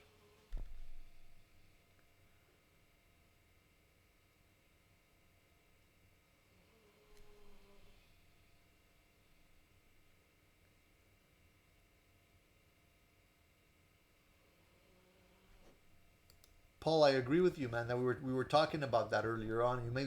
You missed it because you came in later on, but we were talking about how a lot of places are going to be giving some deals, and if you're willing to wait and be patient, you can definitely benefit from some of those deals.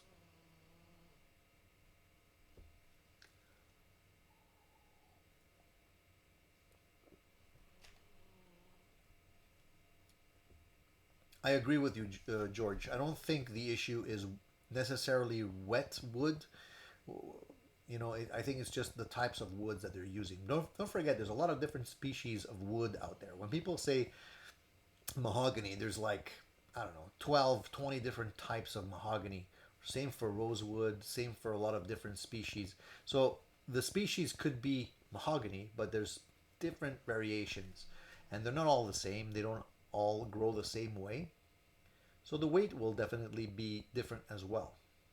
But I really don't like a guitar that is neck heavy. Um, I like a balanced guitar. So the three Harley Bentons that I have currently all feel fine. Um, Obviously, the gold top is a little heavier. It's got a beefier neck on it.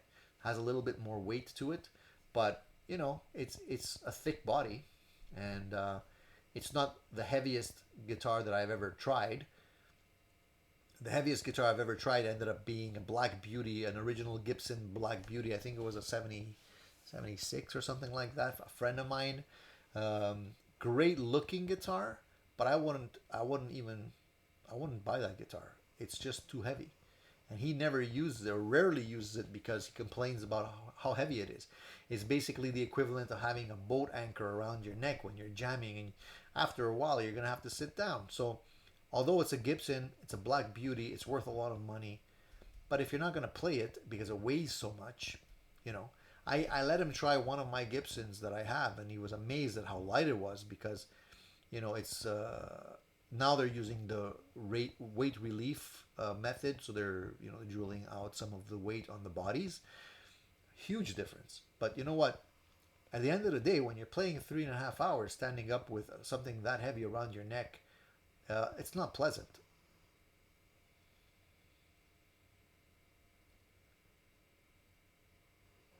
Tommy, I hear what you're saying, man. I understand that there's a big risk in buying things off eBay, but you have to be careful, you have to be diligent, you have to ask the questions, and most of all you have to be sure that the person that you're dealing with has reviews, more than one, and some kind of return policy.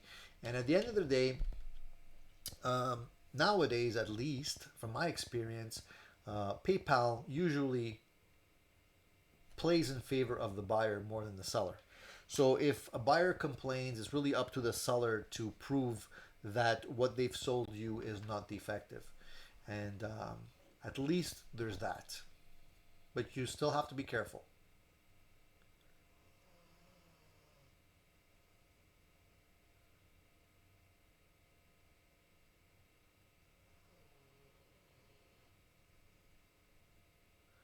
Fat Philosopher, I told you, man, the trick with the wife is to buy guitars that are the same color. If you do that, they lose track. I'm joking, I'm joking. My wife might be watching.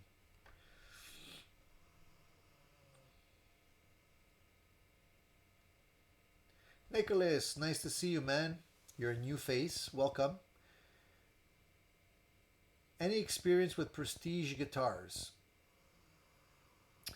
out of Vancouver. I picked up their NYS standard semi hollow and it's becoming my favorite instrument. I've heard of these guitars, Prestige, but I haven't tried one. British Columbia. I should reach out to them and see if I can get something to review. I'm interested in trying out new things and trying out things that are not specifically related to the big names like Fender, Gibson, Ibanez as well. I like to be able to help companies that are smaller, so I should definitely check them out. I love semi hollow body guitars, so if you're saying they're cool, I'm gonna have to reach out and see what they have.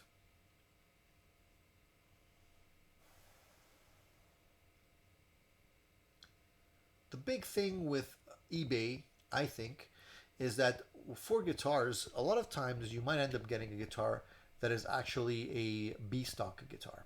But the thing is, sometimes the issue with the guitar might be so minute that you won't even spot the problem. I just dropped my pick.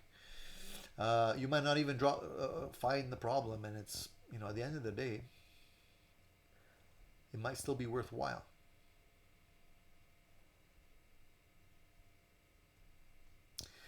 We're getting on the topic of eBay and reverb and all this stuff. And again, guys, you have to convince me to buy or sell anything on reverb. I really, after looking at the prices, and the fact that you have to pay the fees and you have to pay the shipping and everything else, I don't feel that there's that many deals. And I know you guys are telling me try to lowball and all that kind of stuff. But even with the lowballing, I feel that I can probably get better deals local, um, just by dealing one on one. If I'm wrong, convince me, guys.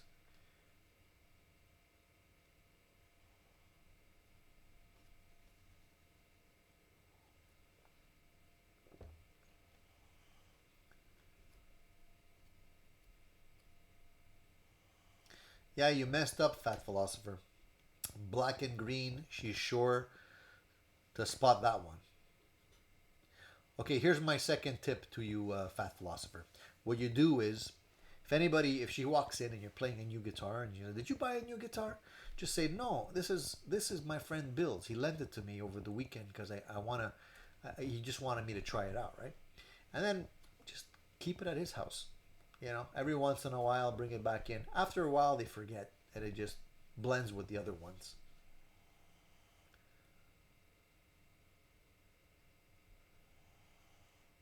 Temple, when the wife asks how many guitars you need, ask her how many pairs of shoes she needs or how many purses she needs. Just flip it, flip the conversation, and don't make eye contact and walk out of the walk out of the room as quickly as you can. These are tips that I've learned over time, guys, and I'm happy to share them with you.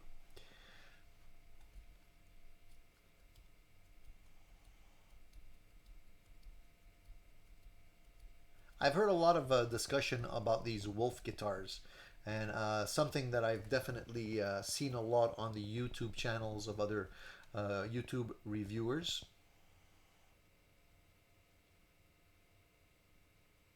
They look nice. They have nice finishes. I don't know how well they play.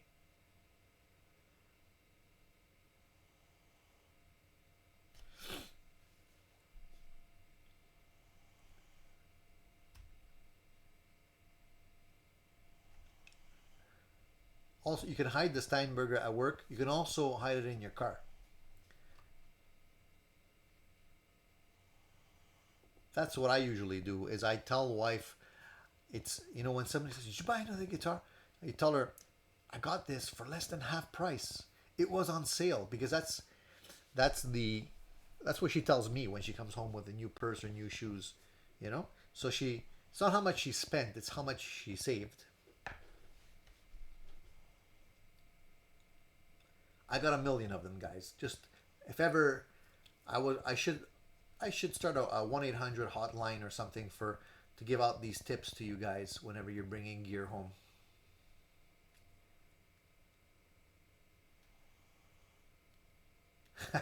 Who dies with the most guitars wins. Yeah, if you keep bringing them home, there's a better chance of you dying if your wife finds out.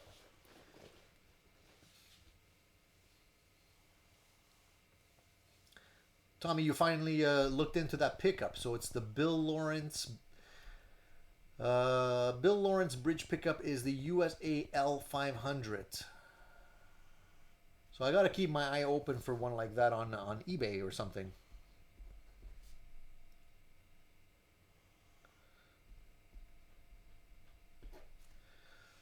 This is a conversation we've had in the past. For those of you who don't know what we're talking about, Tommy was talking about some pickups that he really likes, and he wasn't sure what the model was. And I asked him a couple of weekends ago to look into it, and he's coming back with that information. And he says it's the Bill Lawrence uh, USA L500 pickup that he really likes.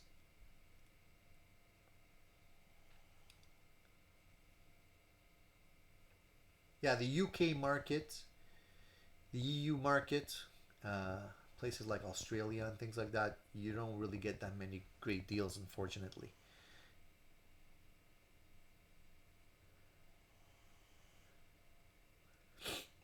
Quirky Cat, you're screwed, man. You got to find a different angle then. Let me think about that. I'll get back to you on it, all right?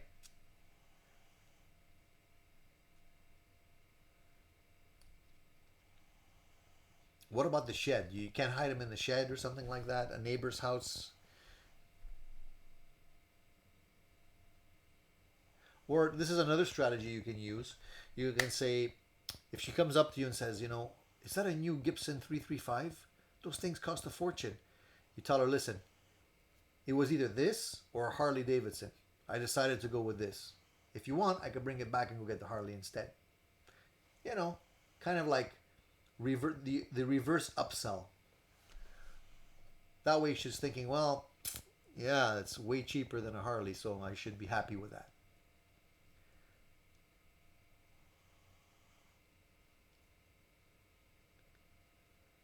Quirky Cat says, I have over 500 PRS. What? Come on. Do you own a store or what?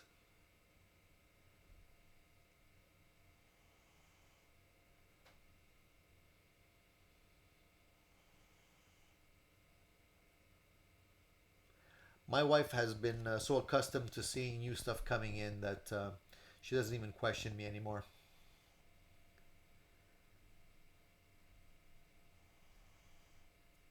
That's the key. 5150, that's the key. When she sees the prices on the expensive ones and then you just bring a sub $1,000 guitar home, then it's fine. It's all relative. Temple says Pearly Gates best pickup I've ever heard. You know what? There's a lot of mojo about anything that is touched by the hand of Billy Gibbons, and a lot of people claim that those pickups sound fantastic. I haven't had one in person, so I can't really tell. Uh, but I know they're pretty expensive. That's the downside of anything that Gibbons uses, as well as his Magnatone amplifiers, the reissue guitars, whatever. So anything that he's touched in the past automatically skyrockets. So I'd be super interested in trying out pickups like that, but I don't know if I'm gonna be willing to spend that kind of money on them. The best pickups that I have in my collection for humbuckers is definitely Monty's guitars, PAFs. Here, I'll even write it down for you guys. He's in England.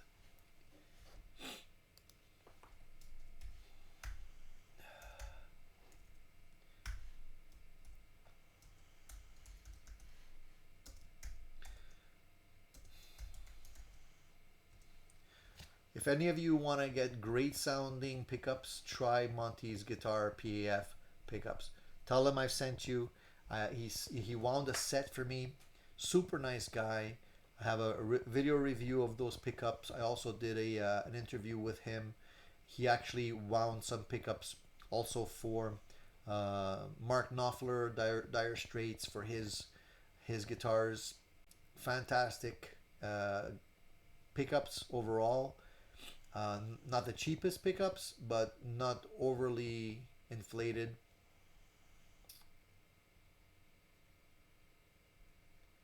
I haven't owned lace pickups. I've tried them and I didn't bond with them. Anything that I've tried in the past, and I don't know if it holds true anymore, but anything that I've tried that are noiseless, I didn't really like. I always felt that I was losing some of the tone just in order to get rid of the 60 cycle hum. And at the end of the day, I figured I don't mind the 60 cycle hum as much as long as I can get the full sound of the actual of the pickups.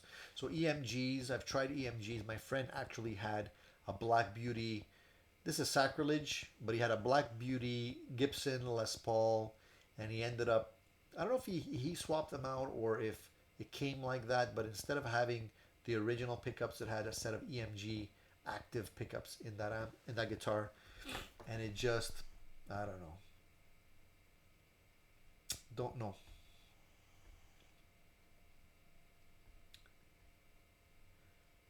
If you slip the delivery man a couple bucks, next time he delivers something, you just tell him to hide the package in the bushes.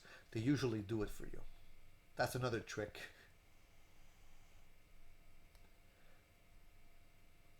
I definitely think that you're right about that, William. When it comes down to dollar for dollar, guaranteed your wife spends more money on makeup and accessories and stuff like that. Have you ever seen the price of those creams? It's ridiculous.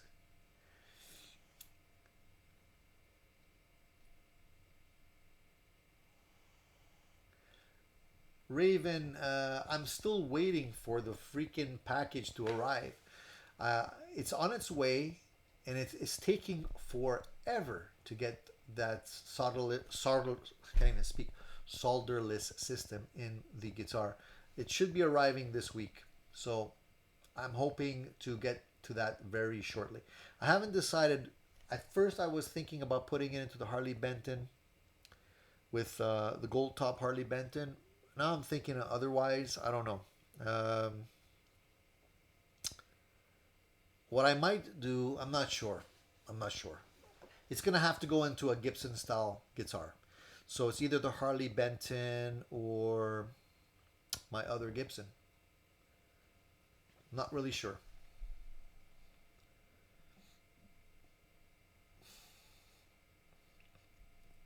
Good night, Strat.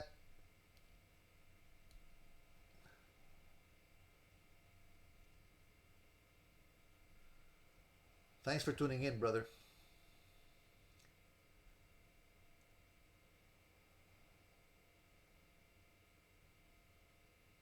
My wife's not interested in guitars, so I doubt very much she'll have any inkling to want to participate in my collection.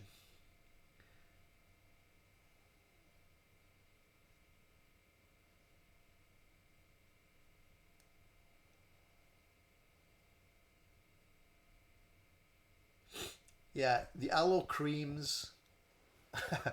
Whenever we go shopping, this is something a friend of mine and I, we always joke about this stuff. And if he's watching, he'll understand. A friend of mine, we calculate expenses relatively.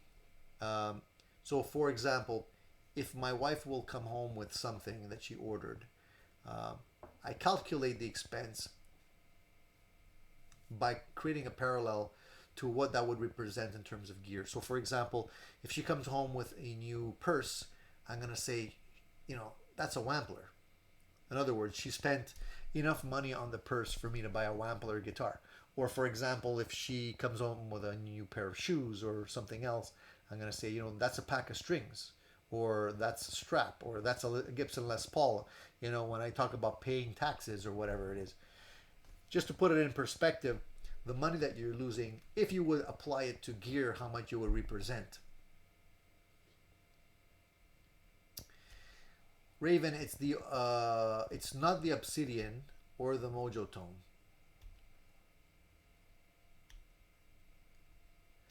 It's actually the Mad Hatter system. I have the Obsidian in a Gibson Les Paul already. I did a video on that. I haven't tried the Mojo Tone one. I like to compare them.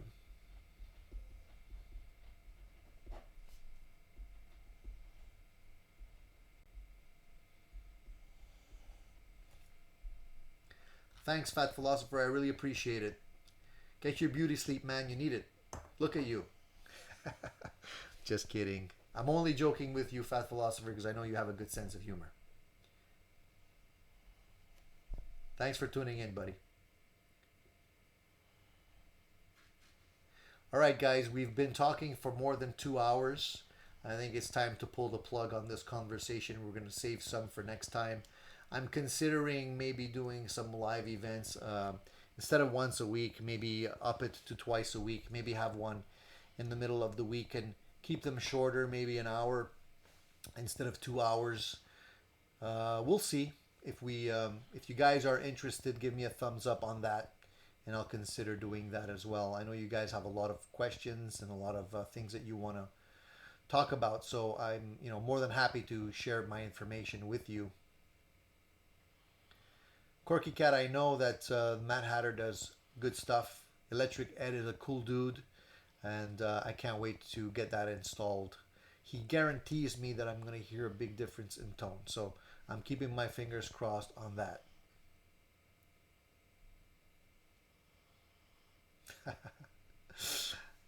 I'm sure you don't, Fat Philosopher. Just kidding.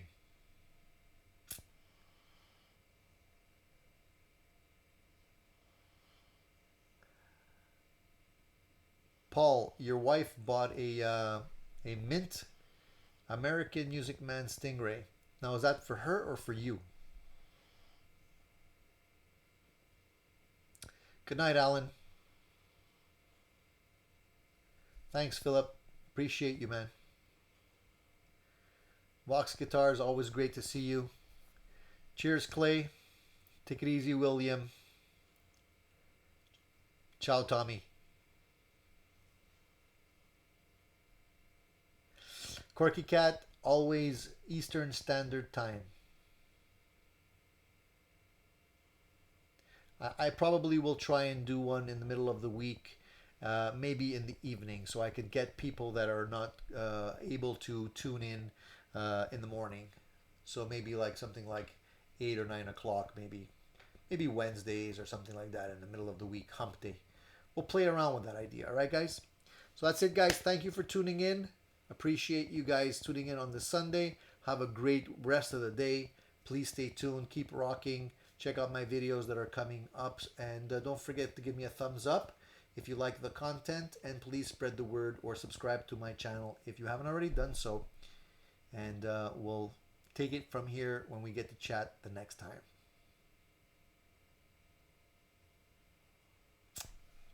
Thank you, guys.